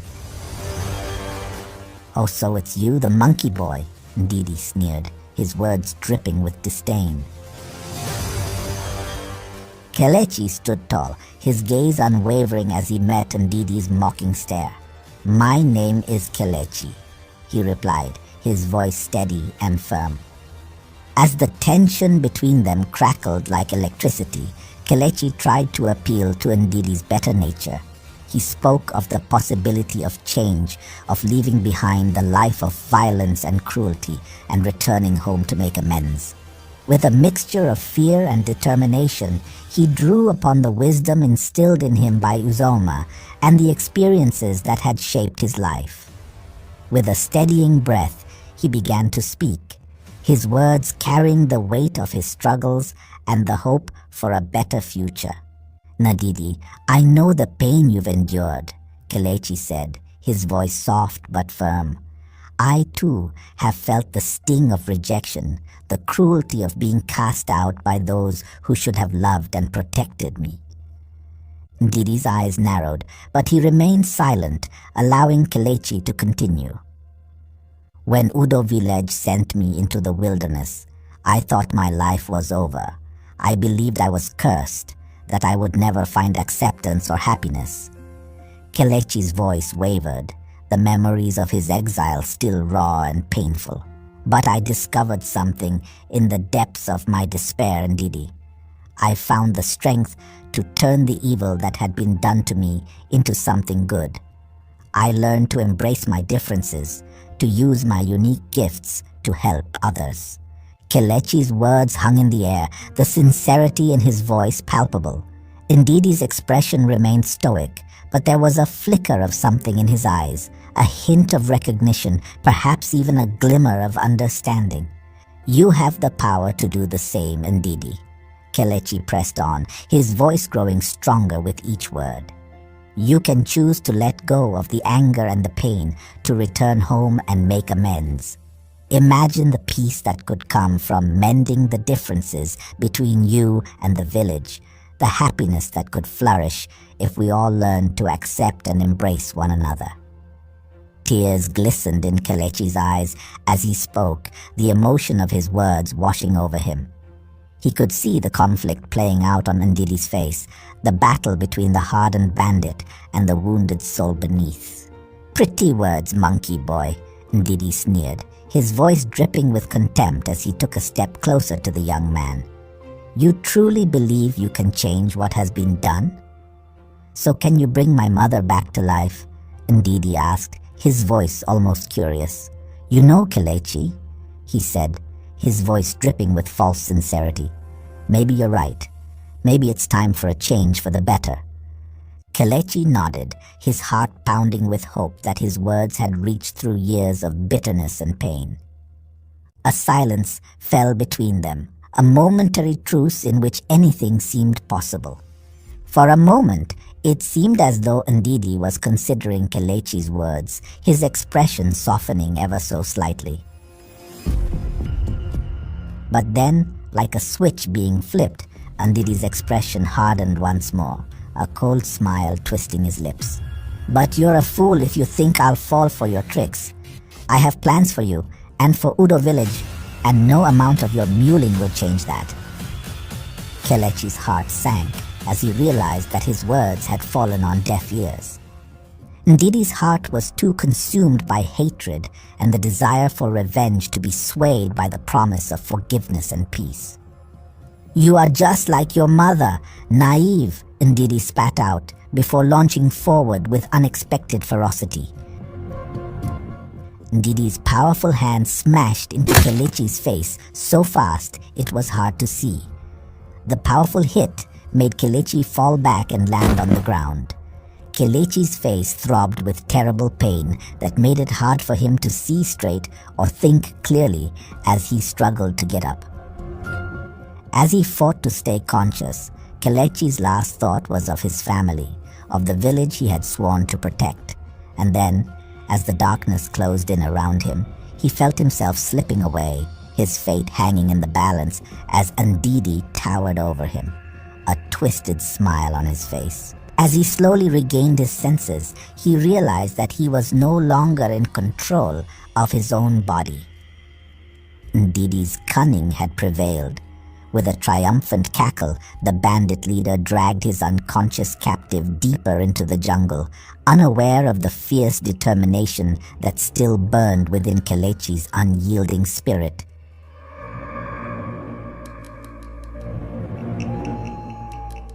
Kelechi fought to regain control, straining against the invisible force that held him bound. He could feel the damp earth beneath him, smell the pungent scent of decaying leaves, and hear the eerie sounds of the nocturnal jungle. But his limbs remained unresponsive, his body a mere vessel in the hands of his ruthless adversary. As they ventured deeper into the jungle's depths, Kelechi's mind raced.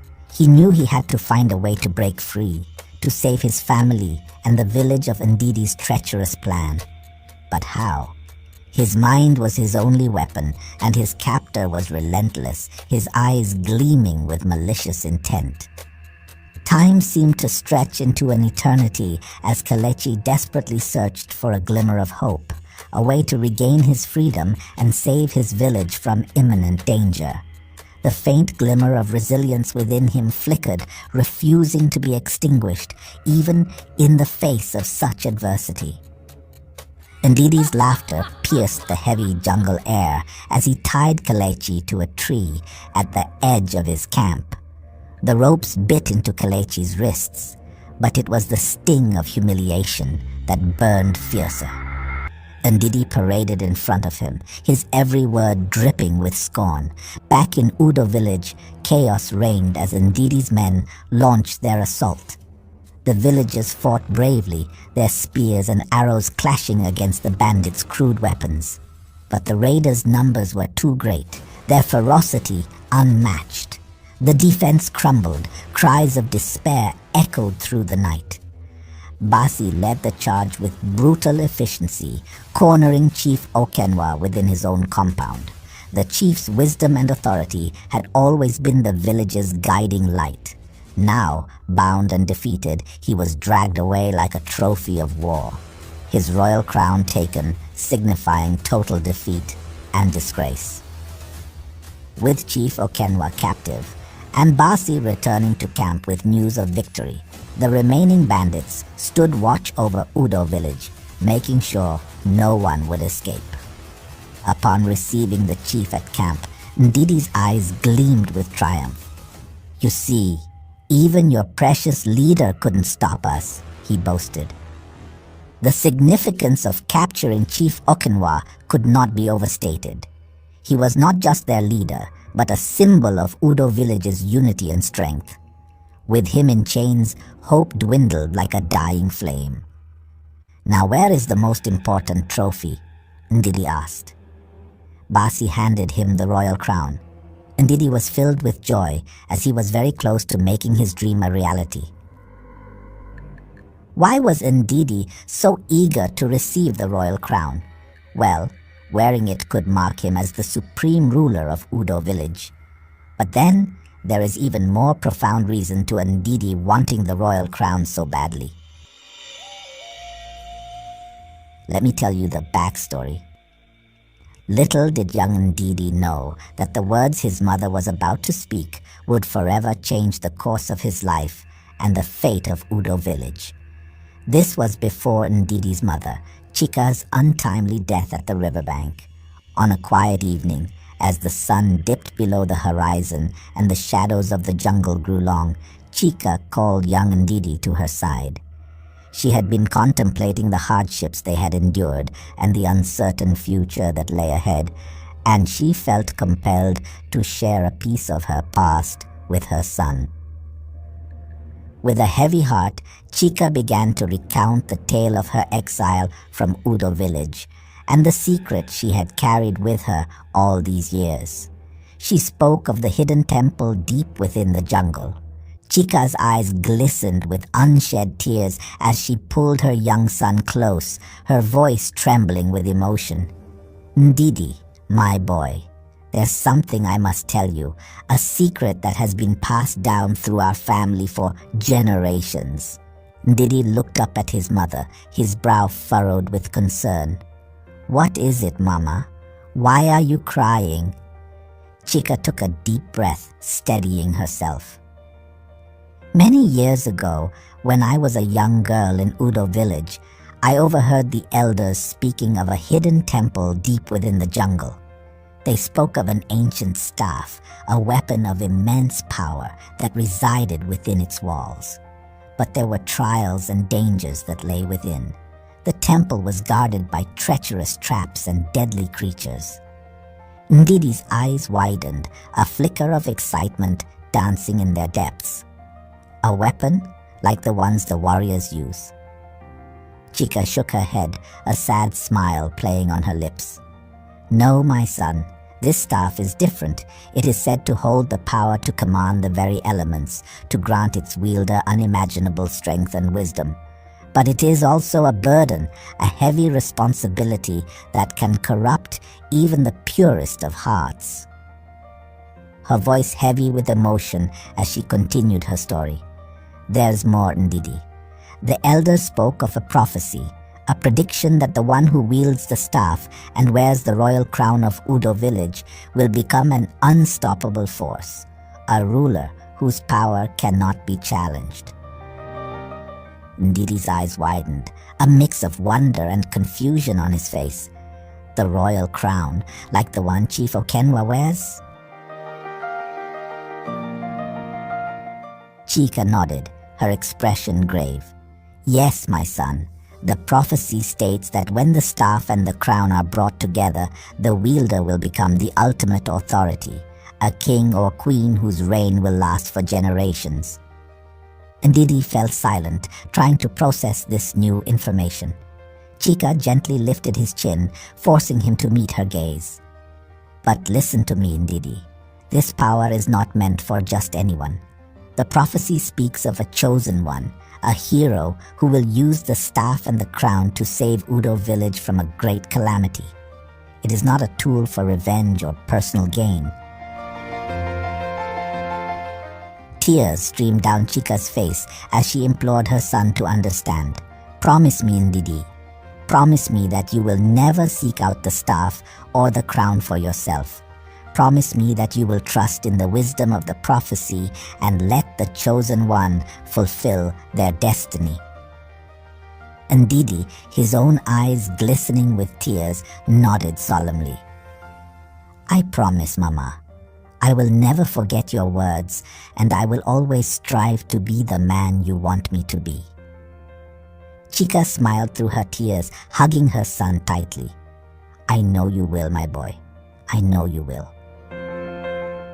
As they held each other in the fading light of dusk, Chica's heart was heavy with the knowledge that she had placed a great burden on her young son's shoulders. She knew that the lure of power, especially the power to rule and control, could be incredibly tempting. But she also knew that it was crucial for Ndidi to understand the true nature of the prophecy and the importance of letting the chosen one fulfill their destiny. Little did Chica know that her words, meant to guide and protect her son, would one day be twisted by Ndidi's anger and ambition, setting him on a path that would bring him into direct conflict with the very chosen one she had spoken of. Years later, after Chica's tragic death and Ndidi's rise to power as the leader of the bandits, the memory of that conversation resurfaced. Ndidi, consumed by his anger and resentment towards Udo village, began to see the staff as the key to his revenge and his ultimate conquest. He became obsessed with the idea of claiming the artifact for himself, convinced that he was the true chosen one, destined to rule over the region. It was then that Ndidi, armed with the knowledge his mother had imparted, began to seek out more information about the hidden temple. He captured the village elder, pressing him for details about the temple's location and the trials that lay within, using the information his mother had given him to confirm the elder's story. Ndidi, consumed by his anger and resentment towards Udo village, had tucked this information away, biding his time until he could use it to his advantage. As he rose to power as the leader of the bandits, he began to piece together the fragments of the legend, seeking out ancient texts and consulting with mystics who whispered of the staff's connection to the chief's crown. Unbeknownst to Kelechi, Ndidi had been quietly gathering information about the temple's location and the trials that lay within. He had sent scouts to scour the jungle, searching for any signs of the hidden entrance, and had even managed to infiltrate Udo village, planting spies who could keep him informed of any developments. When Ndidi learned of Kelechi's existence and the prophecy surrounding the young man, he knew that he had to act fast. He recognized that Kelechi posed a significant threat to his plans, and he became determined to reach the temple first and claim the staff and crown for himself. Okay, back to the story. As Ndidi prepared to make his grand entrance as the new ruler of Udo village, an uneasy stillness settled over the once vibrant community. Fear gripped every heart. Their fates now lay in the hands of merciless men who had shattered their peace under cover of darkness. Ndidi's men paraded the captured chief through the village, their faces twisted with cruel satisfaction. The once proud leader of Udo village was now a mere shadow of his former self, a symbol of their own vulnerability and the bandits' ruthless power. In Udo village, the remaining bandits stood guard, their weapons at the ready. They barked orders at the frightened villagers, demanding their obedience and submission. The air was thick with tension, the villagers' hearts heavy with the knowledge that their chief had been taken from them. One bandit climbed onto a crate, raising his voice for all to hear, his voice booming across the gathered crowd. "Listen up, people of Udo village," he shouted, his eyes gleaming with malice. "Your chief has been captured, and now we are in control. From this moment forward, you will answer to us and our leader, Ndidi. We are in control now. Listen to us, and no one will get hurt." The villagers huddled together, their faces etched with terror and despair. They had fought bravely, but the bandits' superior numbers and weaponry had overwhelmed them. The loss of their chief was a devastating blow, a symbol of their shattered hopes and dreams, and were vulnerable, at the mercy of Ndidi and his ruthless band of outlaws. Meanwhile, deep in the jungle, Kelechi remained tied to a tree, his body aching from the brutal treatment he had endured. Ndidi stood before him, his face twisted with cruel amusement. "Look at you, monkey boy," Ndidi sneered. "You thought you could save your village, but now you're nothing more than a pathetic captive. Thought you could change me with your pathetic tales. You're nothing but a tied-up freak. You see, even your precious leader, the once great Okenwa, couldn't stop us," he boasted to Kelechi. "Wait, what does this make me? A hero? I have the most important people of Udo at my feet. First their savior, and now their king. I even have the royal crown all to myself." Ndidi burst into laughter. Kelechi gritted his teeth, refusing to give Ndidi the satisfaction of seeing him broken. Despite his dire situation, his spirit remained unbroken, determined to find a way to escape and save his village from the clutches of the bandits. Ndidi towered over his captive, relishing the power he held over the man who had once looked down upon him and his mother. With a mocking laugh, Ndidi grabbed the chief by the chin, forcing him to meet his gaze. "Look at you now, O great chief," Ndidi sneered. "Not so high and mighty anymore, are you? Who would have known this day would come? The great Okenwa pleading for mercy from an outcast like me?" The chief remained silent, his eyes filled with a mixture of defiance and despair, knowing his capture signified more than just his own fate. It marked the fall of Udo village, the end of an era. As Okenwa looked at Kelechi being tied to a tree and himself being bound in chains, he shook his head in disbelief, knowing that there was no hope. As he stared at Kelechi, he realized how strong and relentless he was, having been able to survive in the jungle to this day. He was filled with guilt for his bad decision. Kelechi focused on the pendant around his neck. As he did, a warmth spread through his body, and he felt a surge of energy coursing through his veins. He closed his eyes and concentrated, and soon he was transported to a strange and wonderful place.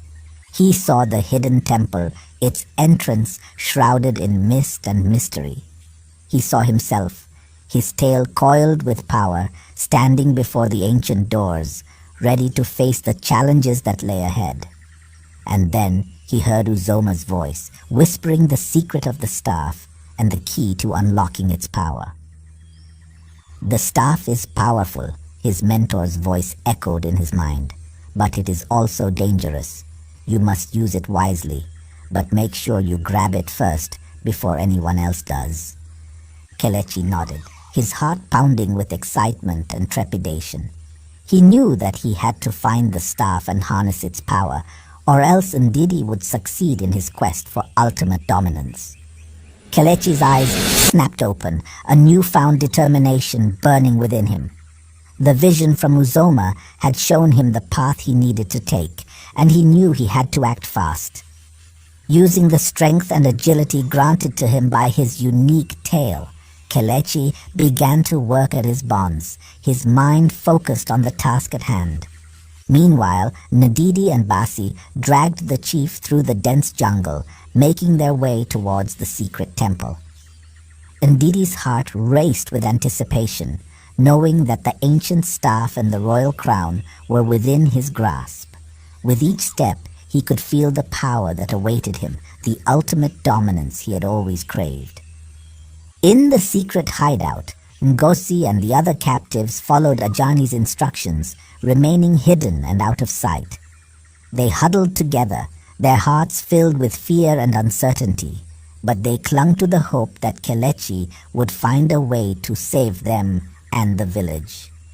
Back in Udo village, Mama Decay moved among the villagers, her presence a calming force amidst the chaos. She whispered words of reassurance, urging them to remain strong and have faith in the face of adversity. Despite the watchful eyes of the bandits, Mama Decay knew that the villagers needed her guidance now more than ever. As Kelechi worked tirelessly to free himself, his mind raced with the knowledge that Ndidi was on his way to claim the ancient staff and the royal crown. He knew that if Ndidi succeeded, all would be lost. But Kelechi refused to let that happen. With every fiber of his being, he was determined to stop Ndidi and save his village from the clutches of the wicked bandit leader. Kelechi maneuvered his tail with incredible precision, breaking free from the ropes that bound him to the tree. To his shock, his tail seemed to have a mind of its own, pulling him with an irresistible force towards an unknown destination deep in the jungle. As he followed the mysterious pull, Kelechi's eyes widened in disbelief when he stumbled upon the secret temple. The ancient structure was shrouded in an eerie mist, its walls adorned with intricate carvings and symbols that seemed to whisper secrets of a forgotten past. Kelechi approached the temple cautiously, his senses on high alert. He knew that the temple was guarded by treacherous traps and deadly creatures, ready to thwart any intruder who dared to enter. With his tail coiled and ready, Kelechi summoned all his courage and swiftness, determined to bypass the obstacles that lay ahead. Using his agility and quick reflexes, Kelechi dodged the hidden spikes that shot out from the walls and leaped over the gaping pits that threatened to swallow him whole. His tail proved to be an invaluable asset, allowing him to swing across chasms and deflect the venomous darts that whizzed past his head. Finally, after a harrowing journey through the temple's defenses, Kelechi found himself standing before the entrance to the inner sanctum. As he stepped inside, his heart pounded with a mixture of excitement and trepidation. But Kelechi soon realized that he was not alone in his quest. Ndidi, the ruthless bandit leader, had also learned of the ancient staff's existence. Driven by an insatiable hunger for power, Ndidi had set out to claim the staff for himself, determined to crush any remaining resistance and cement his rule over Udo village. As Kelechi ventured deeper into the temple, he knew that a final confrontation with Ndidi was inevitable. The fate of Udo village and the entire region hung in the balance, and Kelechi was determined to emerge victorious. With his unique abilities and unwavering resolve, he prepared himself for the battle that lay ahead, ready to face whatever challenges the temple and Ndidi had in store for him. Kelechi burst into the inner sanctum, his heart pounding with adrenaline. To his horror, he saw Ndidi standing before the ancient staff, the royal crown already perched upon his head. The village chief, still bound in chains and held by Basi, looked on in shock and disbelief as Ndidi reached out to claim the ultimate power. But Kelechi was not about to let that happen. With lightning-fast reflexes, he coiled his tail and launched himself towards the staff. As Ndidi's fingers grazed the ancient artifact, Kelechi's tail whipped through the air, striking the bandit leader across the face with a resounding crack. Stunned by the sudden attack, Ndidi stumbled backward, his hand recoiling from the staff. Seizing the opportunity, Kelechi's tail wrapped around the staff, yanking it towards him with a triumphant flourish. Ndidi roared with rage, his eyes blazing with fury. He lunged at Kelechi, determined to wrest the staff from his grasp. Basi, loyal to his leader, charged forward to join the fray, but Kelechi was ready for them. As he gripped the staff tightly, he felt a surge of power coursing through his body. He gained muscles. His tail began to glow with an otherworldly light, pulsing with ancient energy. Ndidi and Basi attacked with ferocious intensity, their weapons slashing through the air. But Kelechi, now fortified with the staff's power, moved with unnatural speed and grace. He dodged their blows effortlessly, his tail striking with the force of a whirlwind. The village chief watched in awe as Kelechi unleashed the full might of the staff. Bolts of lightning crackled from its tip, slamming into Ndidi and sending him flying across the chamber. Basi, realizing the tide had turned tail and fled, disappearing into the shadows. Ndidi, battered and beaten, staggered to his feet. He made one last desperate attempt to seize the staff, but Kelechi was too quick. With a final, devastating blow, Kelechi sent Ndidi crashing to the ground, defeated and broken. As the dust settled, Kelechi stood tall, the ancient staff held aloft in his hand.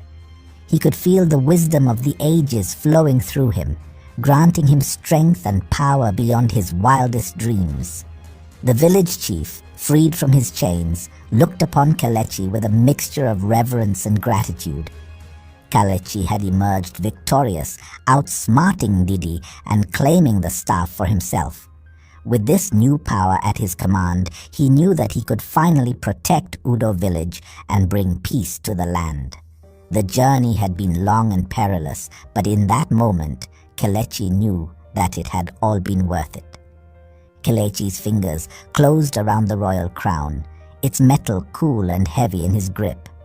Ndidi lay sprawled on the stone floor, his breaths ragged, his eyes filled with disbelief. The boy could have placed the crown upon his own head, claimed the power it signified, but he chose a different path. Turning to Chief Okenwa, Kelechi extended the symbol of absolute rule. The elder's eyes widened, a mixture of shock and shame clouding his features. After all the village had done to Kelechi, after all the pain and rejection, here he stood, offering kindness instead of vengeance. "Take it," Chief Okenwa said, his voice barely above a whisper. "It belongs to you. I have failed my people. Please forgive me for all I did to you." Kelechi shook his head gently, the tail behind him swaying with a quiet grace. "I do not seek power that does not belong to me. I am only here to help my people. I forgive you, but I can't have that." Carefully, he placed the crown back upon Okenwa's head. Just then, Uzoma appeared before Kelechi with a knowing smile creasing his face. "You have made it, my boy. You have fulfilled the prophecy." He pointed toward the entrance of the temple, where a white horse stood bathed in an ethereal light. "Hop on it. That will take you home. It signifies your victory. You left Udo as an outcast. Now you go back as king," Uzoma said. Back in Udo village, an ominous thunder rolled across the sky, followed by heavy rain. The villagers emerged from their huts, their faces etched with confusion and wonderment. The last time they had witnessed such a downpour was when Kelechi was exiled. Despite their captivity, smiles crept onto their faces. Mama Decay lifted her hands to the sky and whispered thanks to the ancestors, her heart knowing that something positive had happened. Kelechi mounted the white horse provided by Uzoma as Chief Okenwa climbed up behind him, holding onto Kelechi's waist for support. Ndidi was bound with a rope to the horse's saddle, his head hanging low in defeat as they set off through the rains toward Udo village. But first, Kelechi had to retrieve his mother and the other captives from their secret hideout, nestled deep within the jungle's embrace. Rain drummed a steady rhythm on the leaves above as Kelechi dismounted the white horse. He approached the secret hideout where his father, Ajani, had hidden the captives and his mother. With trembling hands, he pushed open the door, the creaking sound echoing through the stillness. Inside, the captives huddled together, their eyes wide with fear, thinking that one of Ndidi's men had come for them. But then, Kelechi's voice rang out, filled with joy and relief. "Mama, it's me, Kelechi, your son. Come out now because you are free." At his words, Ngozi emerged from the shadows, her face a mixture of disbelief and overwhelming happiness. Tears streamed down her cheeks as she ran towards her son, her arms outstretched. Kelechi embraced his mother, holding her tight as they both wept with joy. She stepped into the light, her gaze locking onto her son's form. The sight of him, stronger, more confident, brought tears to her eyes. "Kelechi," she whispered, as if speaking any louder might shatter the moment into an illusion. "Yes, Mama," he replied, his voice thick with emotion. "It's me." In an instant, they were in each other's arms, Ngozi holding Kelechi as if she could shield him from the world's cruelties with her embrace alone. Her fingers traced the line of his jaw, her touch reaffirming that this was no dream. "My boy," she murmured into his shoulder. "I knew you would return to us. I knew." Kelechi pulled back just enough to look into his mother's eyes. "You never gave up on me." "Never," Ngozi affirmed, cupping his face in her hands. "You are my heart's joy, my brave son." Their reunion sparked a flame of hope in the other captives, who began to step out from their shadowed confines into freedom's light.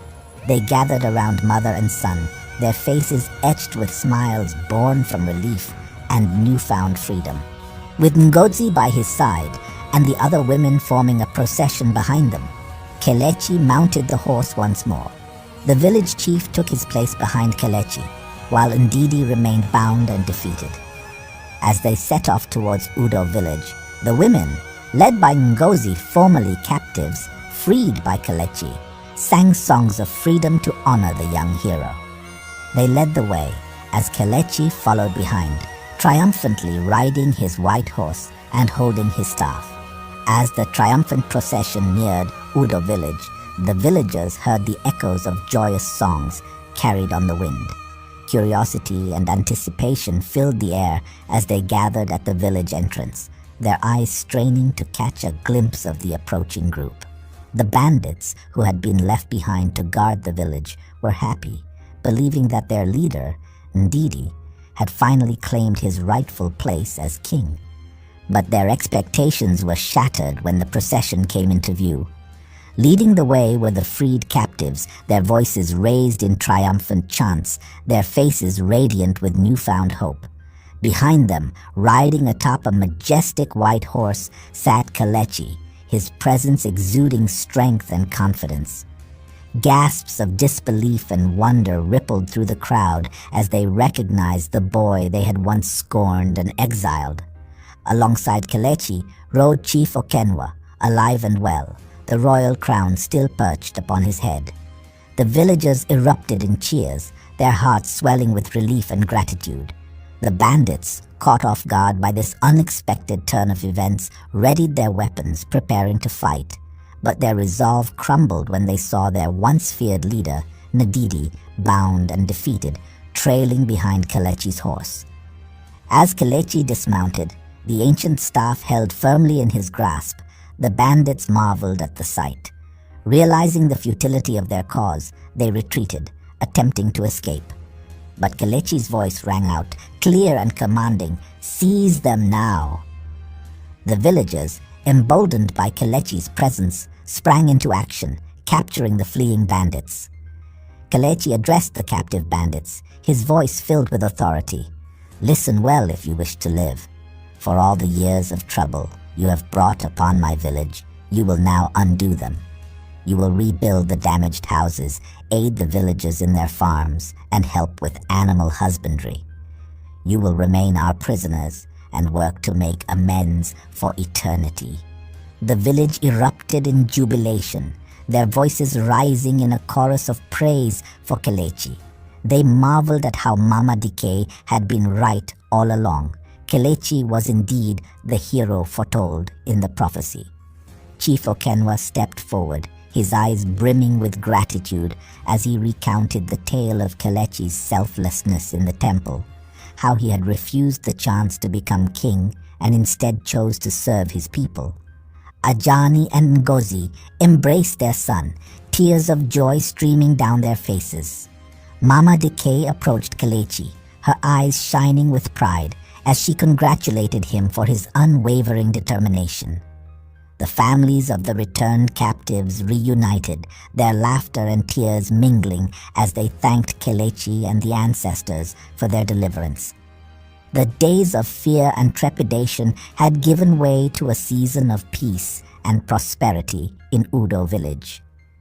Where once the shadow of Ndidi and his bandits loomed, now only the gentle rhythms of daily life persisted. The fields, once neglected during times of strife, flourished under the diligent hands of those same bandits who now worked them as captives. Ndidi, stripped of his command, labored alongside his former subordinates, their glances often darting towards Kelechi, who with the ancient staff in hand had the power to command them. Kelechi walked among the villagers with a quiet authority, the staff a symbol of his guardianship rather than dominance. He had made a vow, a promise etched deep within his heart, not to use this extraordinary power for selfish gains. His eyes reflected not the pride of conquest, but the serenity of purpose. Children played at his feet, their laughter a testament to the village's newfound freedom. They marveled at Odudu, Kelechi's tale, which had become a tale of legend in itself, a symbol of strength and uniqueness that now inspired rather than incited fear. It was amidst this tranquil setting that Uzoma appeared to Kelechi once more. The ancient mentor's eyes held a mix of pride and sadness as he approached the young hero. "You have done it all well done, boy," Uzoma said with a gentle smile. "I have finished playing my part assigned by the ancestors to be a guide to you towards your journey. It is time for me to leave." Kelechi felt a twinge in his chest, a combination of gratitude and impending loss. Uzoma had been more than a mentor. He had been a beacon during Kelechi's darkest moments. "But you have one last choice to make," Uzoma continued, his voice echoing with an otherworldly resonance. "Do you want to keep your Odudu, or do you want to lose it to become normal as everyone?" Kelechi looked down at his tail, Odudu, which swayed gently behind him. It was part of who he was. It was his challenge and his gift. A smile tugged at the corner of his lips as he prepared to make his wish. "I want to," Kelechi began, his decision clear in his heart. And with those words hanging in the air, Uzoma's form began to fade, leaving Kelechi standing amongst his people, ready to embrace whatever came next. Nenna had another daughter, but this time, the baby looked nothing like her sisters. She was tiny, with strange features, and not what Nenna expected.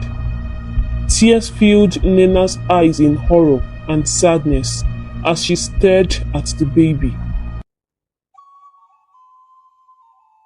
Once upon a time, in a quaint village named Anaku, nestled in the eastern part of Nigeria, and under King Orji's kind rule, lived Childe and Nenna, a couple whose beauty was the talk of the town. Everyone in Anaku would dream out loud about their future children, convinced that such stunning parents would only have the most breathtakingly beautiful kids. Just as everyone guessed, Childe and Nenna were blessed with 4 beautiful daughters: Apunaun, Ugomma, Oyibo, and Bekee. These girls were so stunning that anyone who saw them had to stop and look again. Their beauty became the pride of the village. People praised Nenna's womb of beauty, and mothers often gifted the girls, hoping one day their sons would win their hearts. Years later, Nenna had another daughter, but this time, the baby looked nothing like her sisters. She was tiny and had strange features.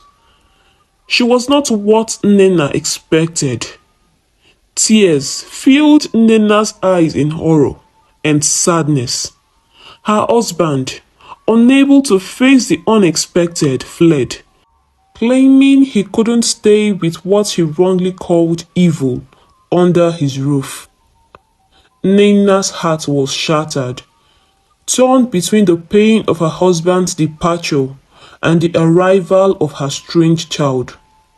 Conflicted and overwhelmed, she kept the baby hidden, secretly wishing for her to quietly die. Yet, as the child resiliently clung to life, Nena slowly accepted her reality. She named the child Emerem Guinea, meaning, "What did I do?" Emerem began growing up and grew up to be a very ugly girl. Her sisters treated her like she was a disease, and no one even cared if she was human. Her mother would never let her out of the house. She was always indoors to avoid the wagging mouth of the villagers. But it didn't stop them, as the villagers still talked. Emerem was turned into a slave in her own father's house because she was ugly and looked very tidy. She wasn't growing like every normal child. She did all the house chores in the house, yet no one appreciated her. At every slightest mistake, her mother would call her a cursed child. "What did I ever do to deserve a child like you? You do not look like your mother. You do not look like your father. You are an abomination." Sometimes, Emerem doubted if Nena was truly her mother, as it seemed like she had only 4 children. But she endured all the ill treatments, hoping that she would die one day. She never thought there would ever be hope for her. Every day, Emerem sat alone and cried. She couldn't help but notice how different she looked from her sisters, and she couldn't understand what she had done to deserve such a harsh life. While her mother showered her sisters with lovely gifts, no one spared Emerem a glance, unless they needed her to do some chores. Emerem's mother made it clear she was not to leave the house. Yet, whenever the house was empty, Emerem found solace in the forest, beneath the comforting shade of a tree. There, surrounded by the quiet of the woods, she would sing.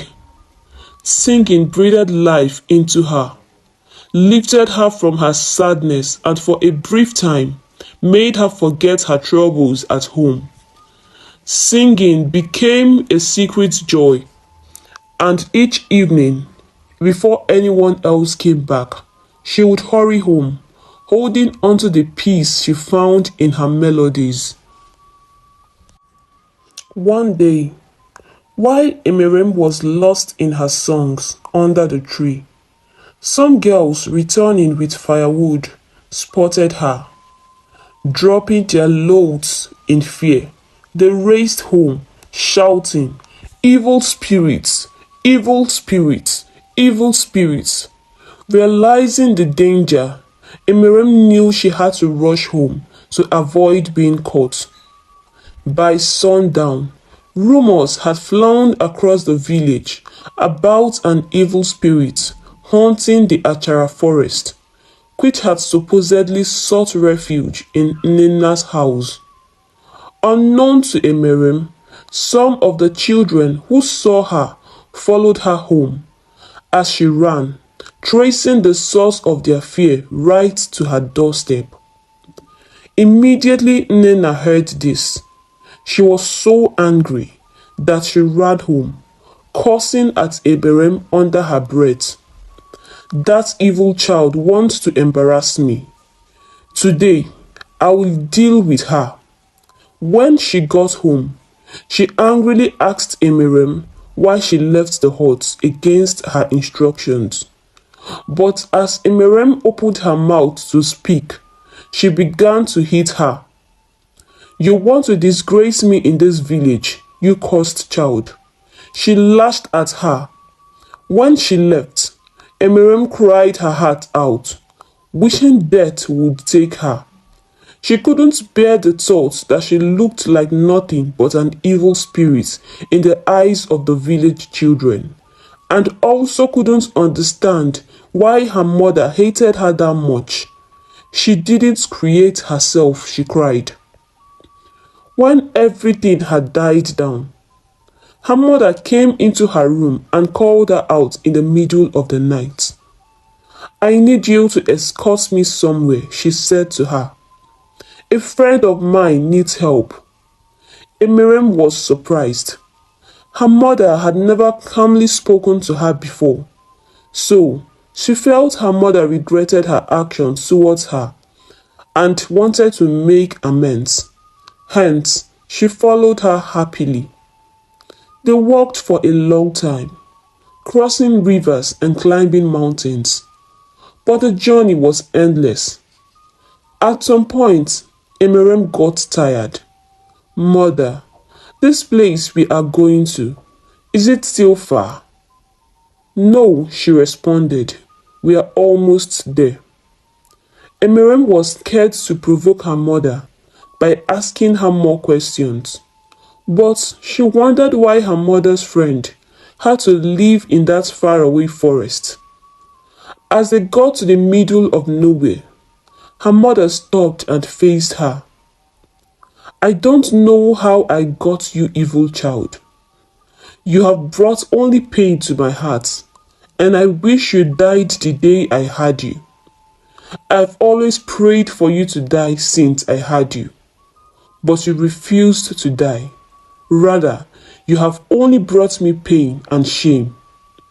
I won't allow you to embarrass me before the villagers. That's why I've brought you here." She turned, leaving Emirem in the forest. Emirem cried and cried, pleading with her mother, but her mother ignored her and went back home. Emirem was heartbroken. The forest howled with different sounds of wild animals, and she clutched her heart in fear. Her mother had just abandoned her to die in the forest.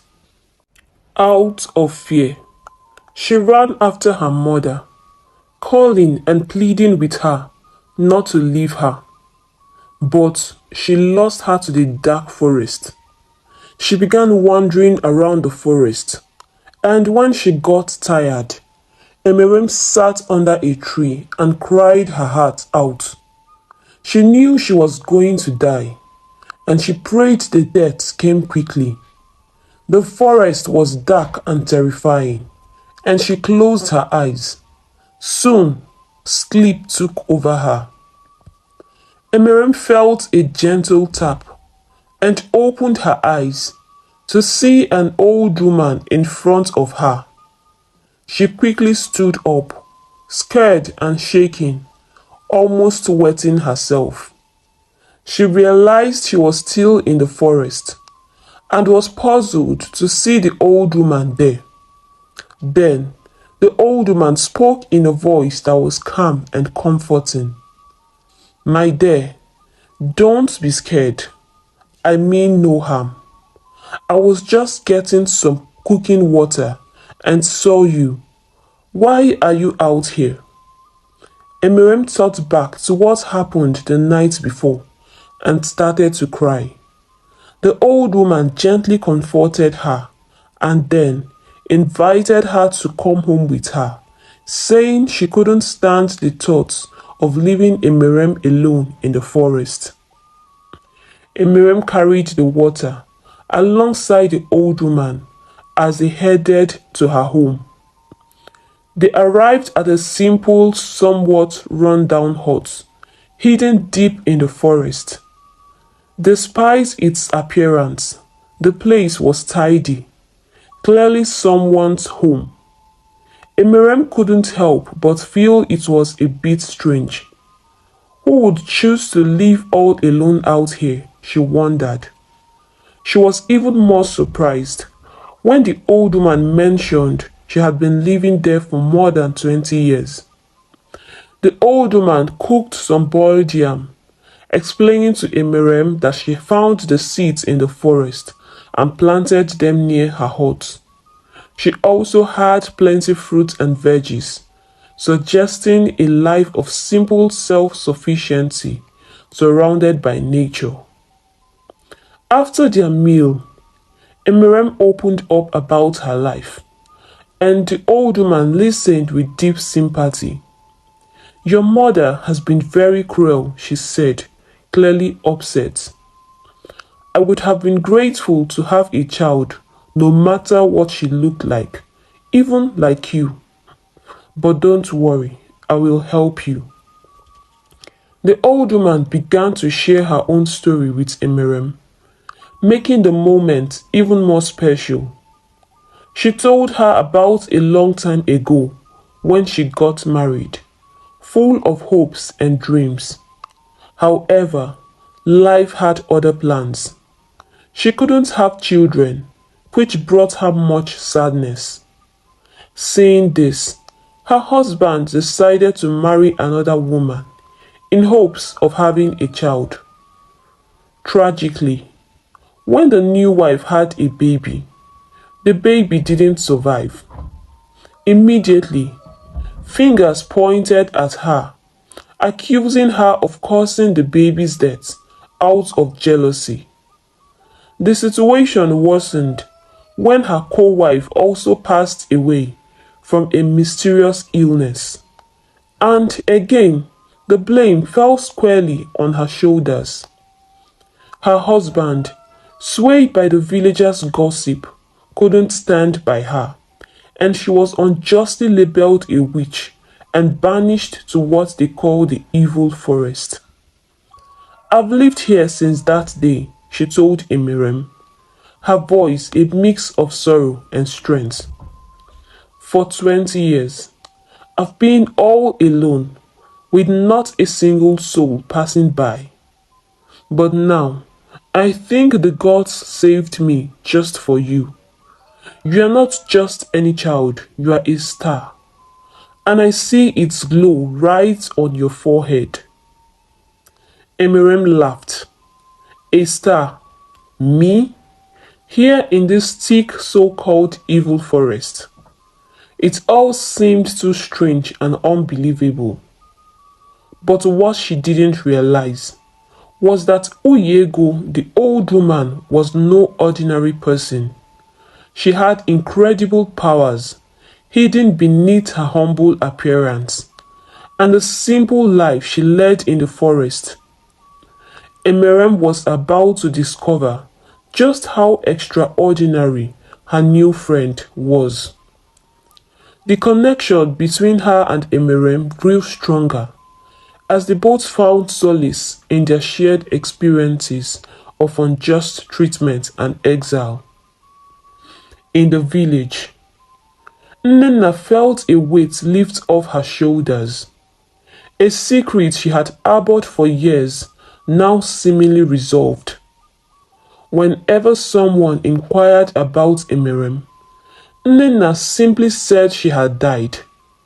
She couldn't stand the thought of being labeled an evil woman just because she had a child who looked strange.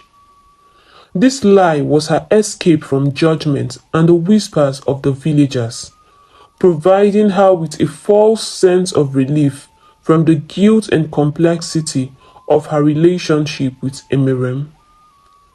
Life continued to be favorable for Nnenna's beautiful daughters, who had blossomed into stunning young women. Their beauty was renowned throughout the kingdom, drawing suitors from far and near to their doorstep, each one hoping to win the hearts of one of these celebrated sisters. The fame of their attractiveness had spread so widely that their home became a gathering place for those seeking to marry, not just for love, but for the allure that came with the promise of such remarkable beauty. Meanwhile, in the village of Anaku, King Orji was facing his golden years with a heavy heart. caught in a web of uncertainty. As the tradition dictated, he was to pass on the crown to one of his sons before he departed from this world.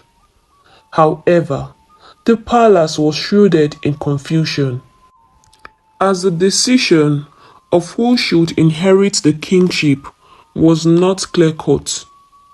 This predicament left the entire royal household, and indeed the village at large, in a state of anxious anticipation, wondering how the king would resolve this crucial dilemma.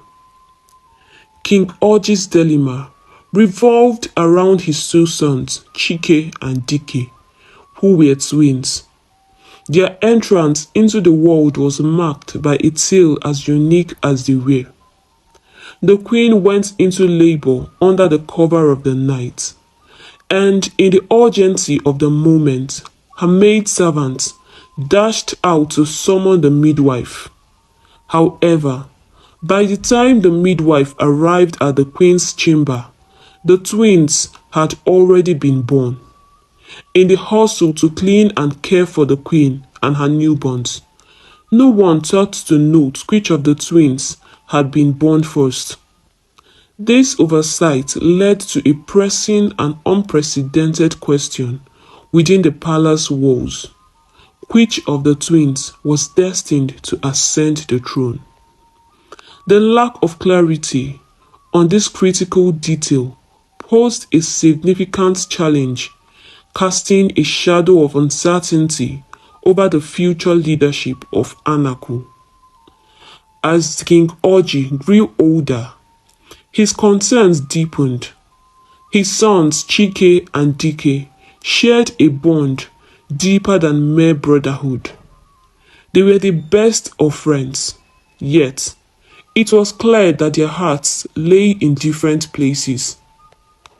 Chike harbored a deep fascination with the throne, often lost in daydreams of ruling Anaku. He was drawn to the prestige and respect that came with being king. Dike, on the other hand, showed little interest in royal ambitions. His nature was gentle and lovable, making him beloved among the people. His passion was his ranch, where he poured his energy and love, content with the life he built away from the throne's allure. King Oji noticed Chike's keen interest in leadership and Dike's indifference. Despite understanding Chike's desires, the king resolved to leave the decision to the gods.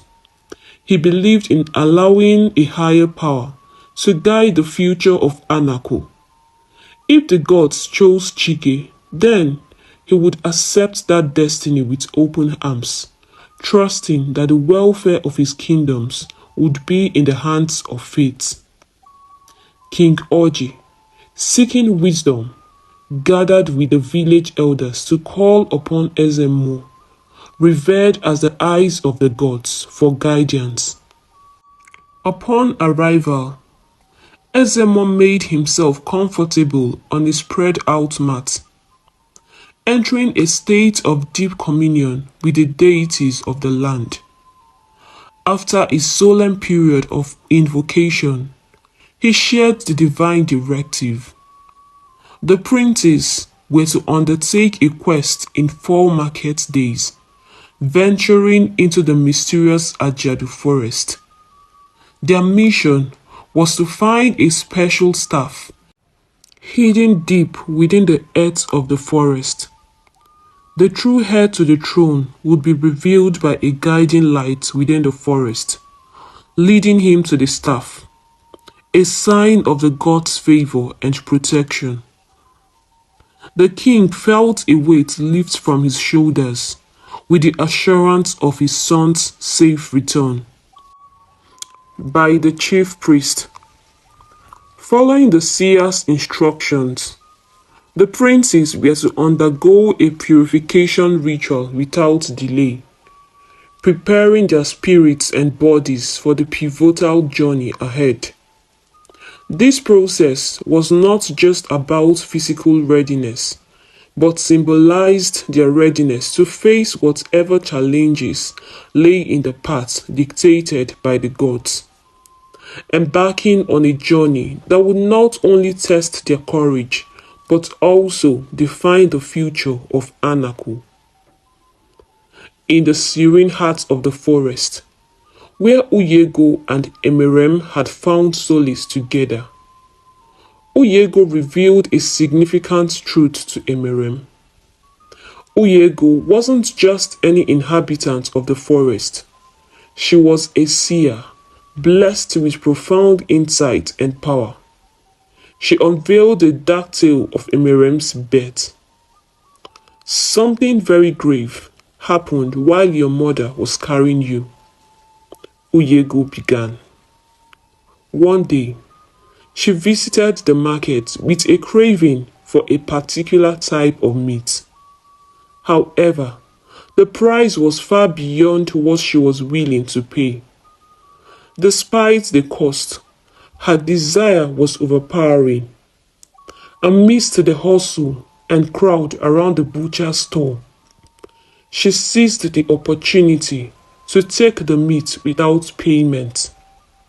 Unnoticed, she left, leaving behind an innocent woman to bear the blame and the consequences of her actions.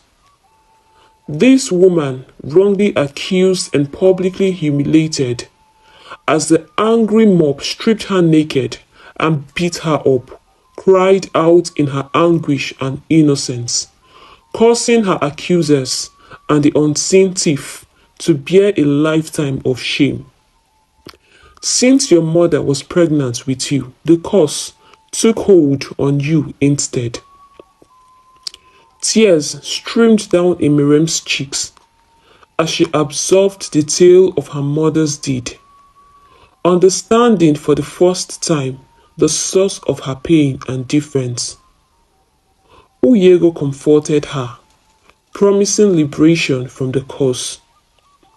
They would undertake a 7-day ritual of purification and appeal to the spirits for mercy. During this time, Emerem was to fast from food and water, preparing her spirit and body for the final step of the ritual. On the 7th day, she would immerse herself in the sacred waters of the Ajadu River, washing away the curse and emerging renewed, ready to embrace her true essence, free from the shadows of the curse. As the quest for the future king of Anaku began, Princes Chike and Dike ventured into the dense Ajadu forest, their paths diverging as soon as they sought the divine staff. Guided by Ezemo's prophecy, they knew they just had 7 days to complete their task. Chike, driven by his ambition, searched tirelessly, yet the guiding light eluded him. Dike too found no sign of the light for days, growing weary with the search. On the 3rd day, Chike stumbled upon an old woman in distress, her cries piercing the forest's silence. Focused solely on his quest for kingship, he chose to ignore her plea for help, convinced that nothing should divert his attention from his goal. Meanwhile, Dike, seeking a moment's rest, heard the same cries of panic and pain. Despite his initial fear and confusion, his compassionate heart couldn't ignore the suffering voice. Driven by the desire to aid, he followed the sounds, only to find the old woman suddenly disappear as he approached her. In her place, a bright light appeared, beckoning him forward. He followed the light, which led him through the dense forest to a vast cave. Inside, the light focused on a glowing spot on the cave floor, Filled with determination, Dike dug at the spot and unearthed the staff. Its glow, a beacon of his success. The journey back home was filled with a sense of accomplishment and relief. Unlike his brother, Dike had allowed his kindness to guide him and had led him to the very goal they both sought. Upon crossing two rivers on his journey back, Dike encountered Chike and excitedly shared his discovery. Chike's heart sank with the news, and bitterness swiftly took root in his heart. He couldn't understand why Dike, who already seemed to have everything, love from the queen, adoration from the townspeople, and wealth from his successful ranch, should also be the one to find the staff. This was the one thing Chike had longed for himself. Hiding his envy, Chike congratulated Dike and asked for a brief pause, claiming he needed a moment alone to ease himself. Trusting and unsuspecting, Dike waited under a tree. Seizing this moment, Chike attacked Dike from behind with a heavy stick, striking him until he fell motionless. Believing Dike to be dead, Chike grabbed the staff and hurried back to the village. His return sparked widespread celebration among the villagers, who interpreted his success as divine selection. The air was filled with the rhythm of drums and the joy of dancers, as the village had been filled with anticipation since the princes had departed.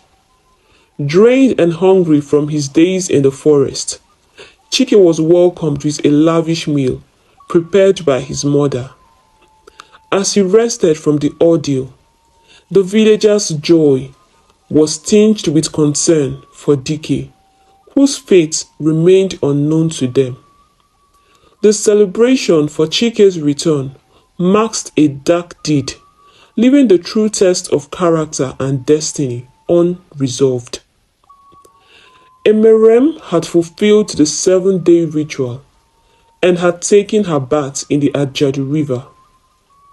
True to the words of Uyego, she came out of the water with a very beautiful skin, her deformity totally healed, and her body glowing like the sun itself. She was so happy, as she couldn't believe she would no longer live with the stigma. Uyego asked her to return back home so she could live her dreams, but she said no, choosing to stay back with her instead. She couldn't leave Uyego, as she was the kindest woman she ever met. Besides, Uyego was old and needed some help around. One evening, while returning from the river, Emerem was startled by the sound of someone in pain. Overcoming her fear, she went close and discovered a man lying in the forest, weakened and bleeding. Rushing back, she called Uyego, and together they brought the man to their hut. Uyego, with her knowledge of healing, took care of his wounds and began treating him with her herbal remedies. Meanwhile, the palace was engulfed in worry. Over a week had passed without any sign of Prince Dike, prompting the king to dispatch a search team into the forest with orders to return with the prince alive or dead. But even after an exhaustive search, extending beyond 14 days, there was no trace of him. The king, heartbroken, assumed the worst, that his beloved son had fallen prey to wild beasts, and declared a 7-day mourning period for Dike, a testament to the prince's widespread adoration. Following the morning, plans were made to continue with the traditional rituals leading up to the coronation, including a 14-day period of fortification for the prince, culminating in the official ceremony. The kingdom prepared to move forward, even as DK's fate remained unknown to them. His true situation, hidden within the depths of the forest under Uyegu and Emerem's care. In the forest, Prince DK was recovering fast. He could now talk and eat properly. He had shared his sad story with his new friends, and they felt so sorry for him. It was unfortunate that the three of them had treaded the path of betrayal, and it was the one thing that brought them together. You will get better soon, and you will go back to your village in good health. The gods have preserved you for the throne, Uyegu said to him. DK couldn't still believe his own brother did that to him, and all for the throne. But he was glad the gods saved him. He enjoyed the company of Emerem and the old woman.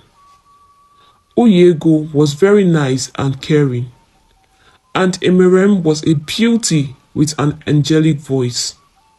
Every evening, she would sit under the tree and sing the prince beautiful songs, which he enjoyed so much.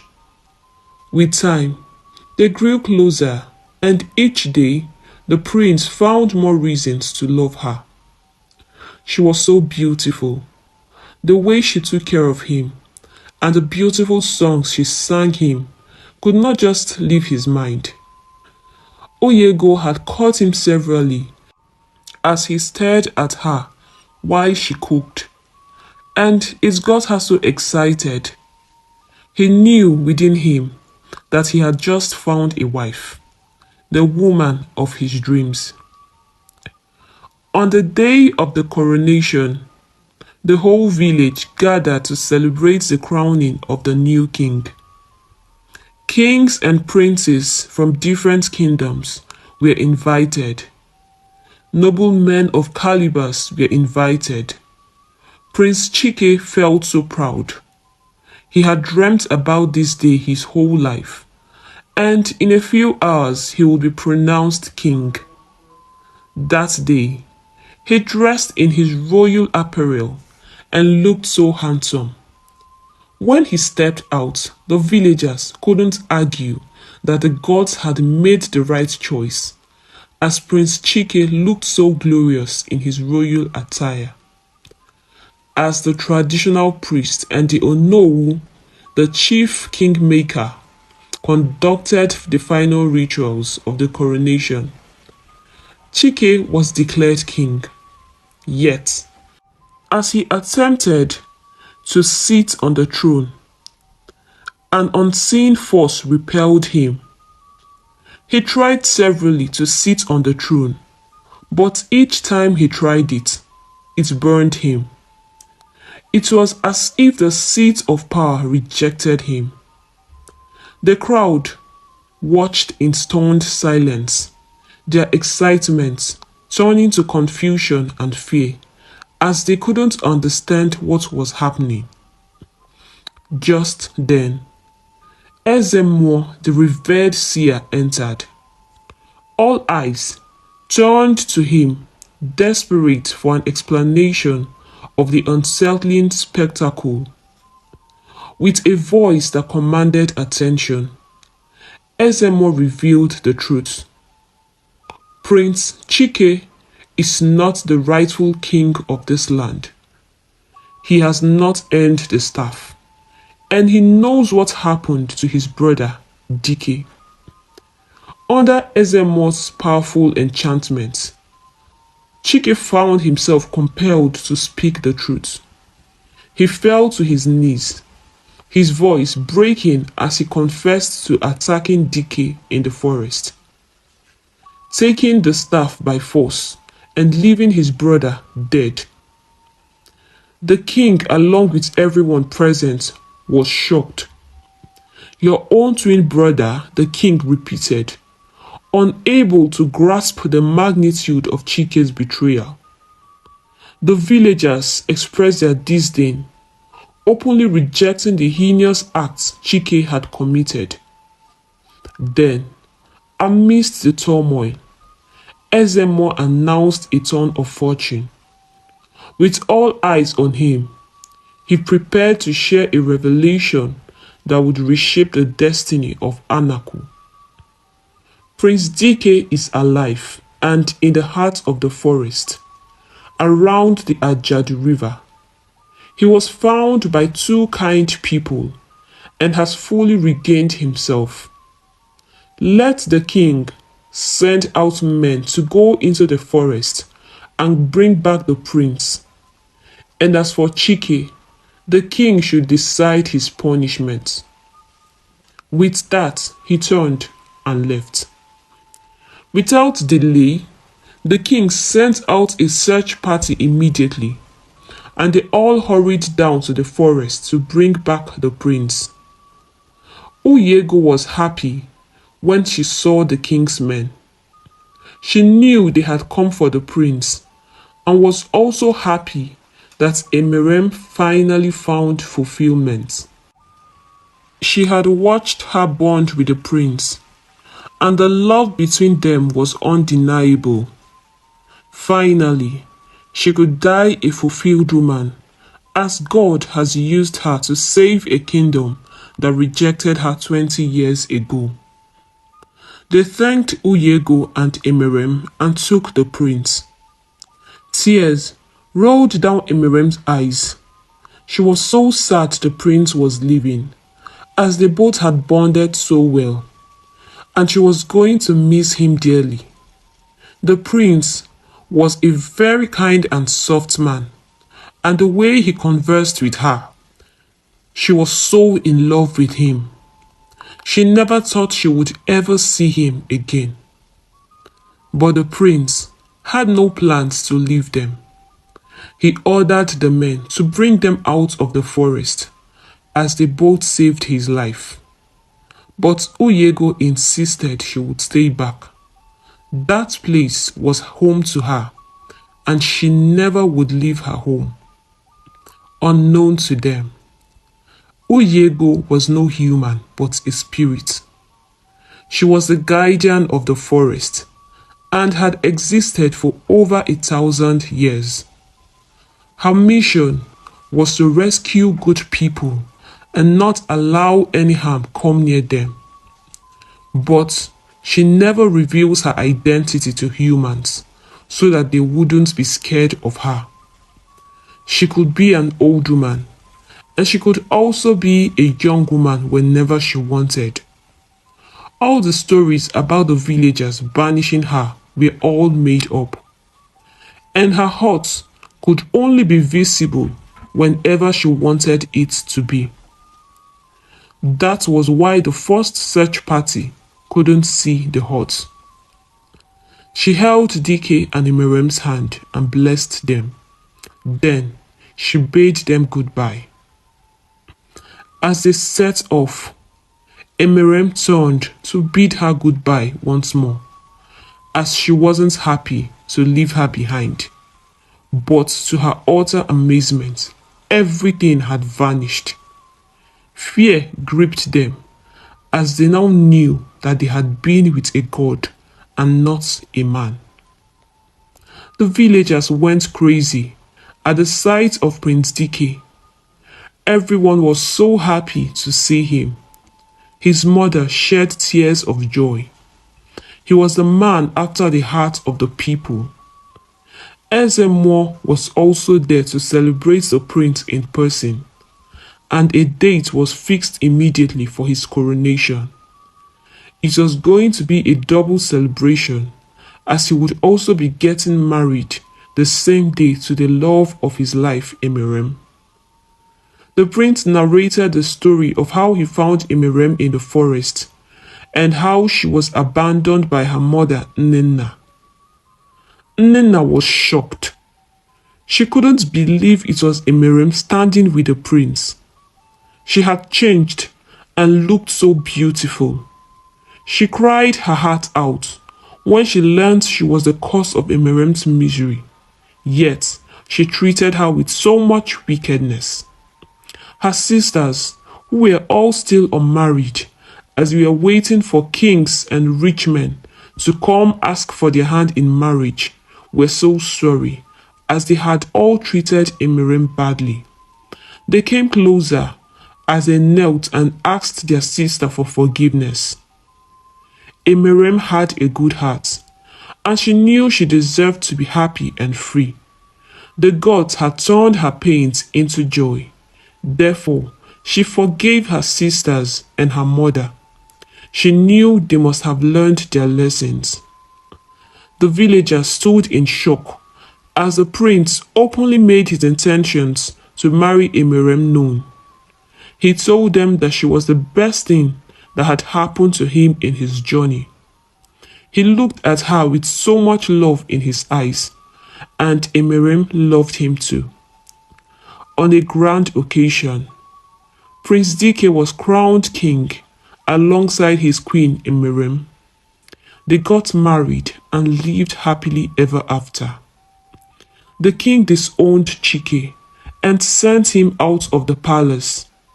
He was to live like an ordinary man in the village as punishment for what he had done. Once upon a time, in the village of Omunta, on a cool afternoon of Nkwode, a set of twin baby girls were born. Akachi had seen so many babies in her lifetime, but not one as beautiful as her daughters. She wished that Dingba was alive to see his beautiful daughters. Her late husband Dingba was the popular palm wine tapper in Omunta.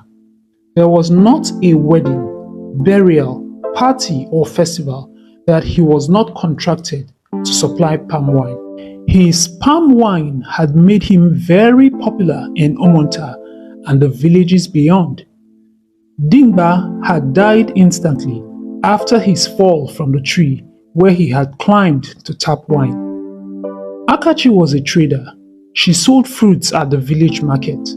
She had been able to make a living from her small business after her husband died. Akachi took care of her beautiful baby girls, Ijoma and Ifoma. She was not very rich, but she was able to afford quality items for her girls. Every time she took them along to the market, the women would admire the babies. She had no trouble with help at the market because the women would take turns in feeding and cleaning them. Some of the women at the market had jokingly said that they had married Ifoma and Ijoma for their sons in the future. So they would call her Akachi, my in-law.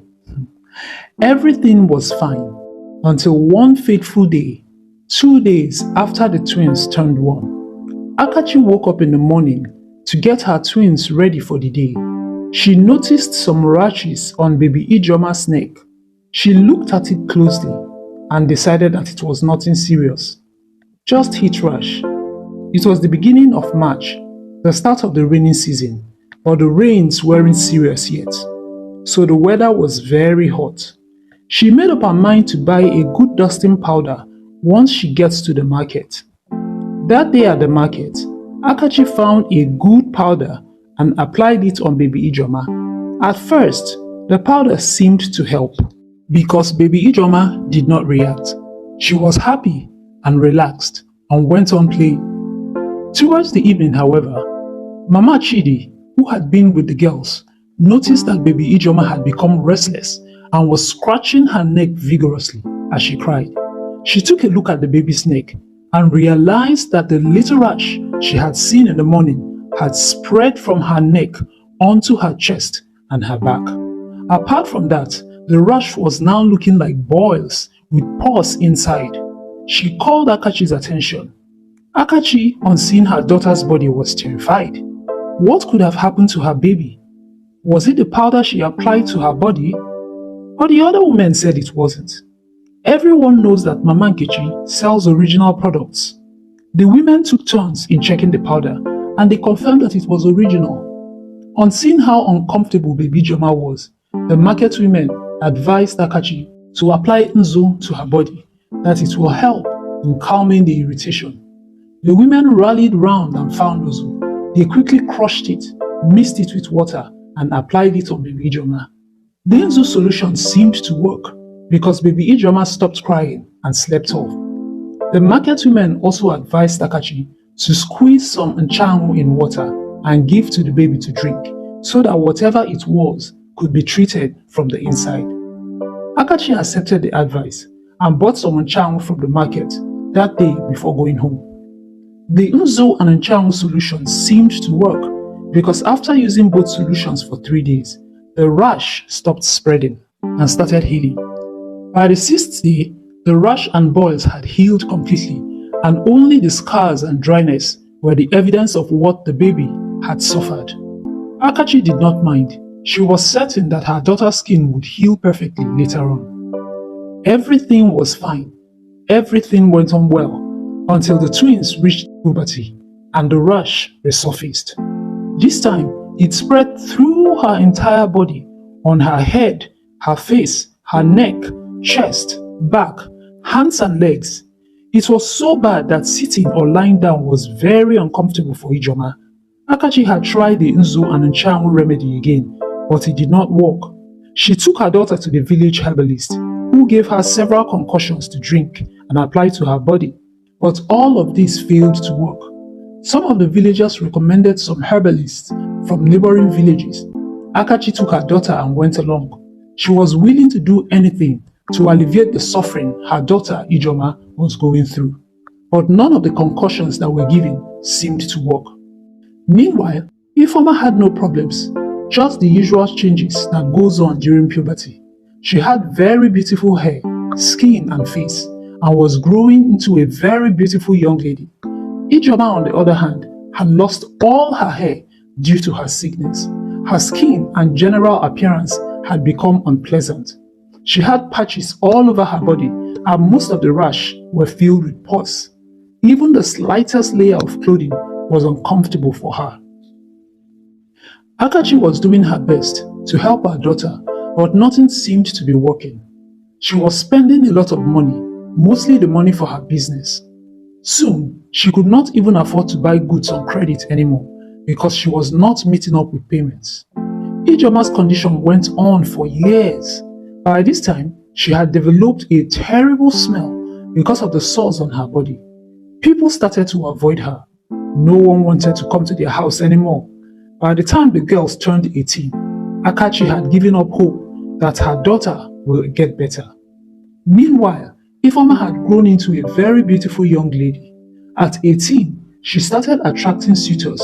About 10 young eligible men in the village had asked for her hand in marriage, but as soon as their parents and kinsmen learnt that it was Akachi's daughter, they would reject the idea and discourage the young man. Akachi felt bad for her daughter, Ifeoma. She tried always to console her daughter by telling her that the man meant for her will marry her no matter what.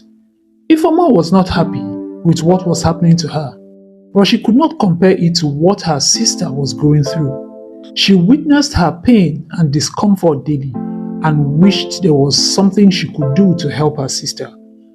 Ijoma never steps out of her father's compound for fear of how people would react.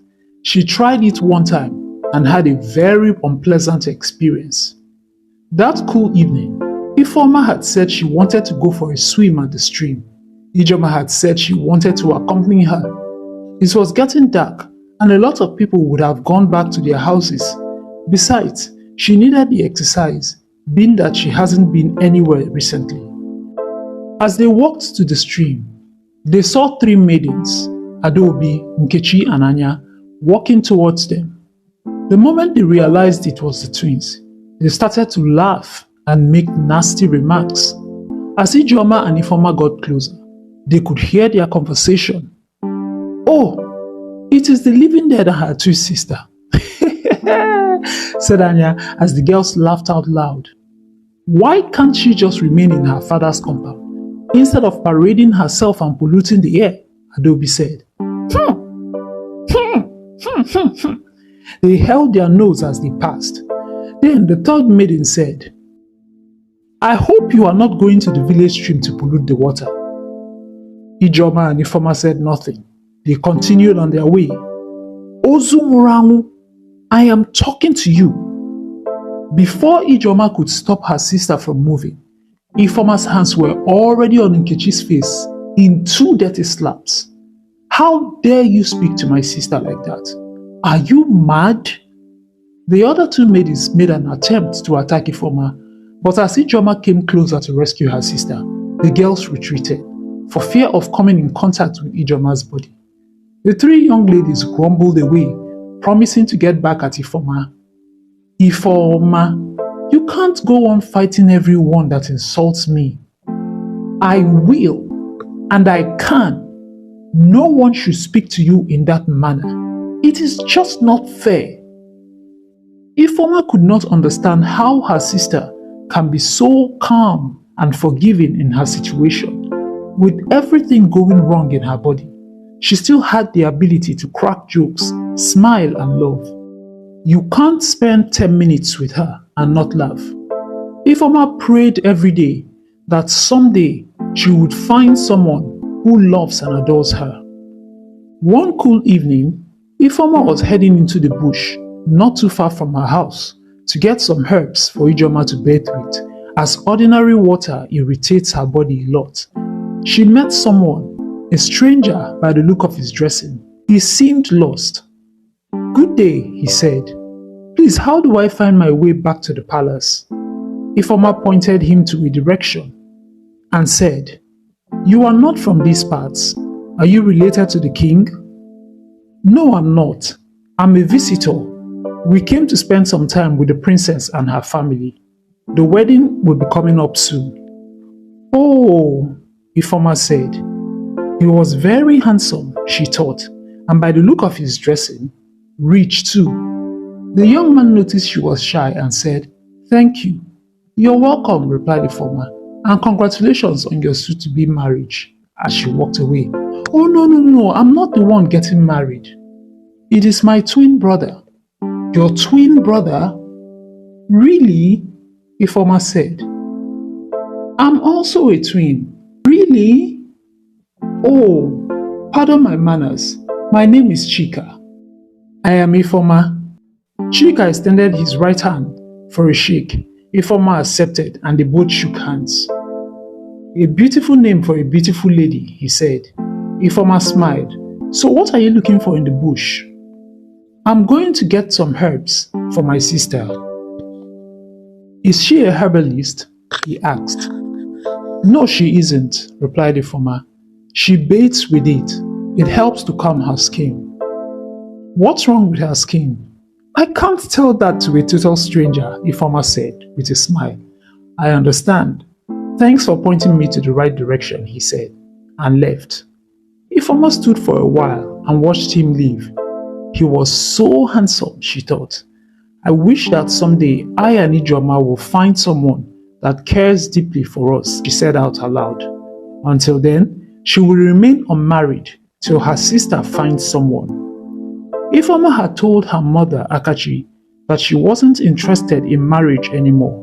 She said she was going to remain single until her elder sister Ijoma finds someone. Her mother and Ijoma had rejected the idea and advised her to find her path in life.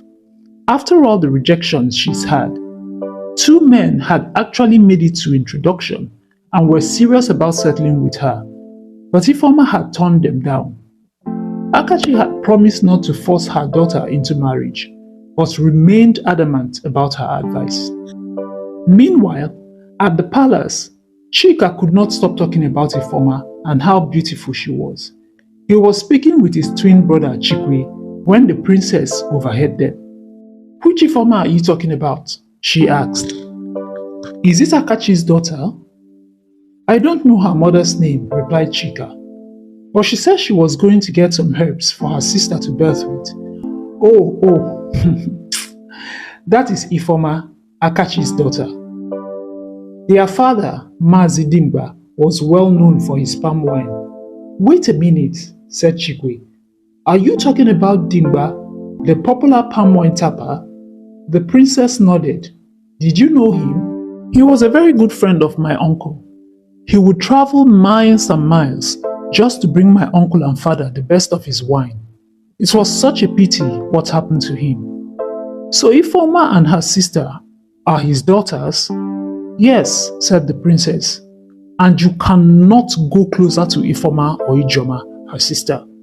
Why not? Replied Chika. Because Ijoma suffers from a terrible sickness that has disfigured her whole body.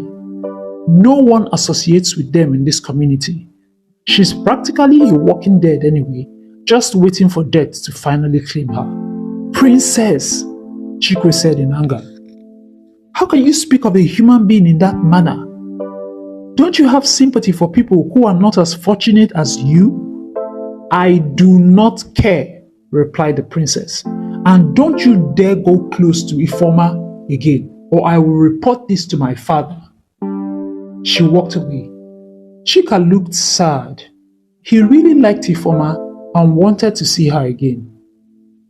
Chikwe saw how sad his brother was and said to him, Do you want to see Ifeoma again? Chika nodded. Then we shall see him again, he said, and Chika's face lit up in a smile. Chika and Chikwe went back to the spot where Chika had first met Ifeoma. They asked whoever they met for directions to Akachi's house, but as soon as her name was said, the person would say, Tofia Akwa. Tofia Akwa. Chukwe Kwakwana. And walk away.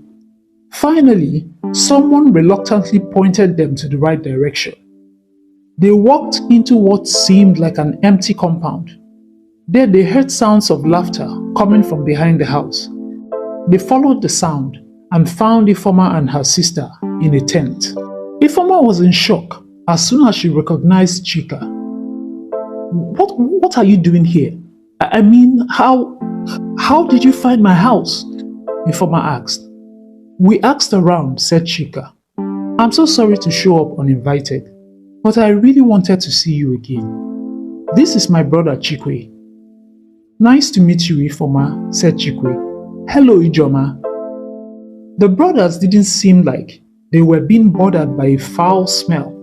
Either they were good at pretending, or they needed a new organ for their sense of smell. Nevertheless, they enjoyed themselves as Ijoma kept cracking them up. When it was time to leave, Chikwe said, Pardon me for asking, but what happened to your body? How did it start? Ijoma smiled and said, It first came out as a rash when I was a year old. My mother treated it, or so she thought. Then when we turned 12, it started again and could not be controlled. We have tried everything and been to so many herbalists. I have accepted my faith. Come with us to Nkulu. My uncle is a very powerful herbalist. He is well known for his treatments in my place. I'm sure he can help you. We have tried everything and been to so many places. This one won't be different. But thanks for trying anyway. What if I bring him here? Would you at least let him try? Ijoma looked at him and smiled, and then said, Why not? The following week, Chikwe and his twin brother brought their uncle, Mazi Udoji. He took a look at Ijoma's body and ordered for some herbs. Akachi managed to put her money together and bought some of them, and then the others she got from a nearby bush. Mazi Udoji prepared the herbs. He administered some to Ijoma and instructed Akachi and Ijoma on how to administer the herbs. Akachi thanked him and offered him some money. He refused and said he was doing it as a favor. Akachi then offered to prepare them a meal. They accepted. After eating, they returned to Nkulu. The outcome of the treatment was amazing. First, the itching stopped, the smell stopped, and the sores started to dry off. The scales and patches started to come off. Akachi and her daughters were amazed at the speedy recovery. By the end of 2 weeks, the sores had completely healed and the scales and patches were almost all gone. Ijoma could not believe that the day would come when she wouldn't have to hide away or cover herself if she must go out, or pass through a crowd and not pollute the air. She was grateful and didn't know how to repay Chikwe and his brother for helping a total stranger without asking for anything in return. By the end of 1 month, her skin had healed completely. Only the scars on her body were the evidence of what her skin had been through. Back in Nkulu, Chikwe expressed his desire to call off the wedding to the princess of Umunta. His father trusted his decision and blessed his son. Over the period of 4 months, Chika and Chikwe courted Ifoma and Ijoma. Their wedding was talked about throughout the land. Ijoma's transformation shocked everyone in the community. Some of the villagers apologized for mistreating her. Some of Akachi's friends, who abandoned her, tried to be friendly with her again. Chika and Chikwe invited Akachi to relocate to Nkulu with her daughters. She gladly accepted and left Umunta for Nkulu with her daughters. A long time ago, in the village of Achi, there was a princess named Ego, who was the first daughter of King Cheta. Unlike her 3 other sisters, the girl was unmarried because of her body size. She was not getting any suitors because she was extremely fat. Some villagers began to sing songs to mock her behind her back, and the issue of her weight was always on the lips of gossips. Some of them would say, "I heard that will tell 3 rappers straight will go round her waist." Others would say, "Did you hear that she finished 1 whole goat in a day?" King Chata and his wife were troubled about their daughter's weight. Several times, they tried to set up arranged marriages for her, but nobody was interested. Ego, on the other hand, had given up on herself because she was so addicted to food that she could not imagine becoming slim in her lifetime. And she believed marriage would probably not be an option for her because any man that agreed to marry her would be doing it for her status and not because he loved her. And Ego had always desired to be loved by whoever she married. Although she was generally unhappy with her life, she was able to find a bit of happiness from dancing. The princess was a fantastic dancer. Oftentimes, she would hide in her hut and begin to dance to the beat she made from her mouth. Whenever there were festivals, Ego would look for a lonely spot, close enough to hear the music and dance to her heart's content. She was always hiding because she did not want anyone to mock her. Well, it was the end of another successful year, and it was time for the annual festival between the 4 neighboring villages. And as usual, everyone was vibrating with excitement.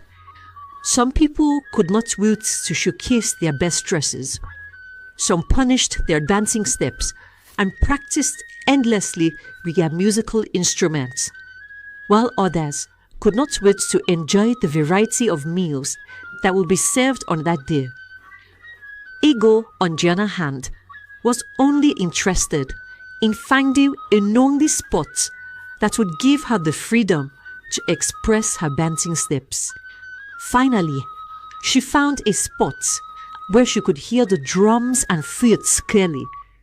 Then she began to dance with a wide grin on her face.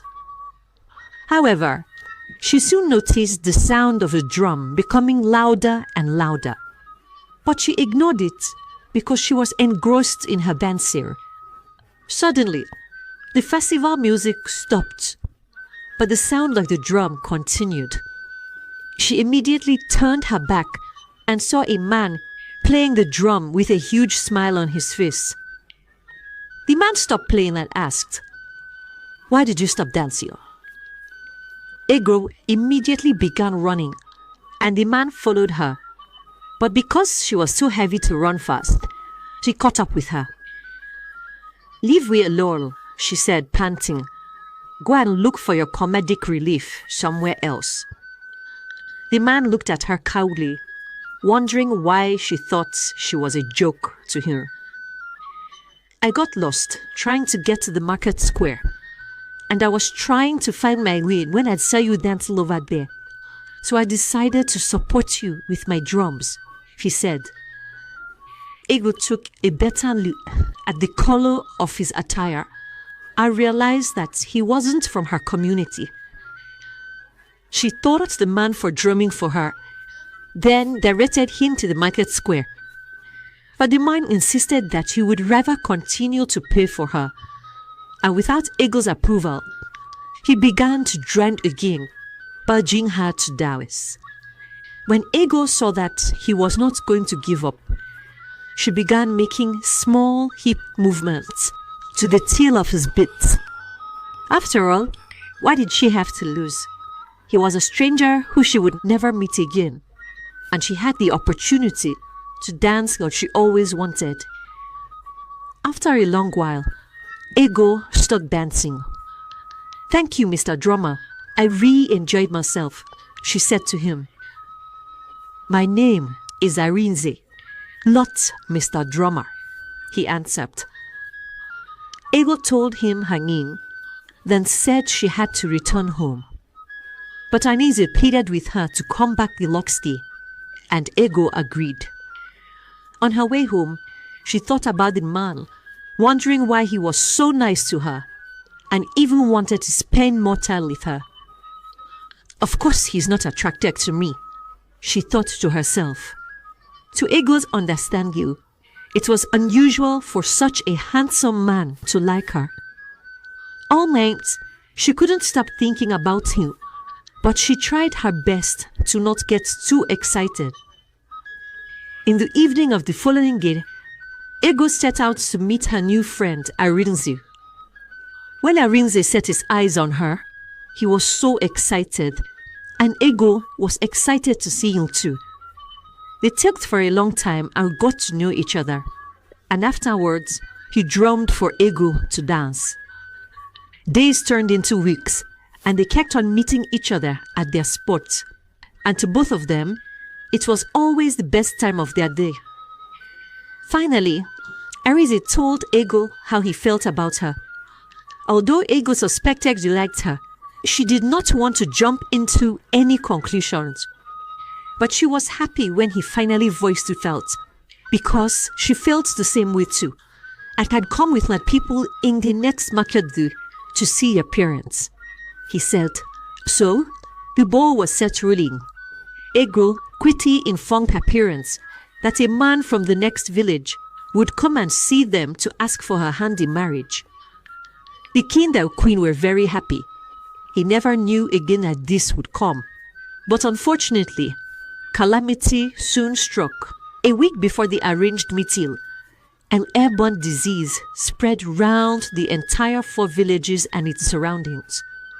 To prevent people from spreading the disease, each village closed their border, and their rulers also instructed them to stay indoors. Ego was very sad that her future husband would not be able to see her every day as usual. To make matters worse, some days after the borders were closed, Ego contracted the airborne disease, and for more than 3 months, she struggled to stay alive. The illness greatly affected her appetite, making it very difficult for her to finish half a plate of food in a day. As the months went by, the herbalist found the cure, and people gradually began to feel better. When Ego fully recovered, the first thing she discovered was her massive weight loss. She could not believe it. She was almost as small as her 3 sisters. It was a dream come true. That wasn't the only thing that changed.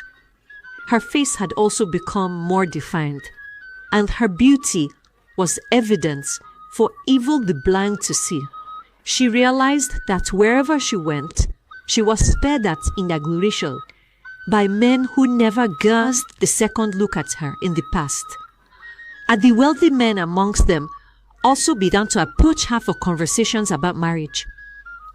Ego began to feel on top of the world, and all of a sudden, she felt too good for Arinze. When the borders were finally open, Ego went to her and Arinze's spot to wait for him, because she knew he would definitely be there waiting. When Arinze set his eyes on her, he almost did not recognize her. "Wow, my princess, I missed your beautiful smile," he said. Ego gave him the cold shoulder. She felt too mighty to be in his presence. Arinze thought she was only acting up because she had missed him so much. So he began to play the drum for her to dance, but she shouted at him, ordering him to stop the noise. "Mr. Drummer, I am not interested in whatever you are playing. I only came here to tell you that I am not interested in marrying you anymore." Arinze was alarmed at her changing behavior. "I may have never been with a princess before. That is why you're always smiling like a goat." She stormed out of the place, warning him never to reach out to her, as they did not belong to the same caliber. Weeks passed, and Arinze kept sending messengers to Ego so she could have a change of heart, but she ignored all of them. Instead, she was entertaining the long line of men who were interested in marrying her. One day, she came up with an idea. Ego decided to host a wrestling competition for the eligible bachelors in the village, and anyone who emerged the winner would be crowned as her suitor. The competition was set, and it went beyond the borders of her village. A lot of men signed up to win the heart of Ego, the first daughter of the great King Cheta. The king even invited royalties and affluent people for the event. Ego decided to stay indoors for the next 4 months to receive the best beauty treatment, to wow her suitors. But she failed to recognize that it was the illness that made her slimmer. Her old eating habits remained the same. So while Ego was indoors, she kept eating her large portions, and day by day, the weight began to pile on again. When the 4 months had elapsed, Ego had returned to her previous size. She was disappointed in herself and tried her best to cancel the event, but her father refused. "I'm sure you will find a suitor regardless of your present situation," he said to her. On the day of the event, warriors, farmers, traders, and many eligible bachelors made their way to the village square, preparing to win the heart of Ego. But when Ego was called out to greet her visitors, the men stared at her in shock. She wasn't what they had bargained for, and one by one, they began to walk away, making their way home. Ego had never been so embarrassed. When she was about to leave the place in shame, her eyes caught a familiar figure. It was Arinze. But it wasn't the Arinze she was familiar with. He was dressed like royalty, very different from the basic material he wore to their meetings. They looked at each other for a while, and a voice soon interrupted their gaze. "My prince, your father is ready to leave now." Just like Ego, Arinze was royalty. His father was the king of one of the 4 villages, but because of his love for music, he would usually disguise to play with everyone during the festivities because he did not want to be treated specially by the other villages. As Ego watched Arinze turn his back and begin to walk away, she realized that she had lost a good man who loved her regardless. It is such a pity because she never got the opportunity to find love again. And eventually, she had to settle to be the 10th wife of an old chief. The moral lesson of this story is that you should never neglect those who were there for you when you were at your worst. Because this type of people are getting quite rare these days. And if you treat them unfairly, you might never get the opportunity to be in their lives anymore. Thank you for watching this story today. Please comment on what you learned. And do not forget to like and share with your loved ones. Till next time. Bye.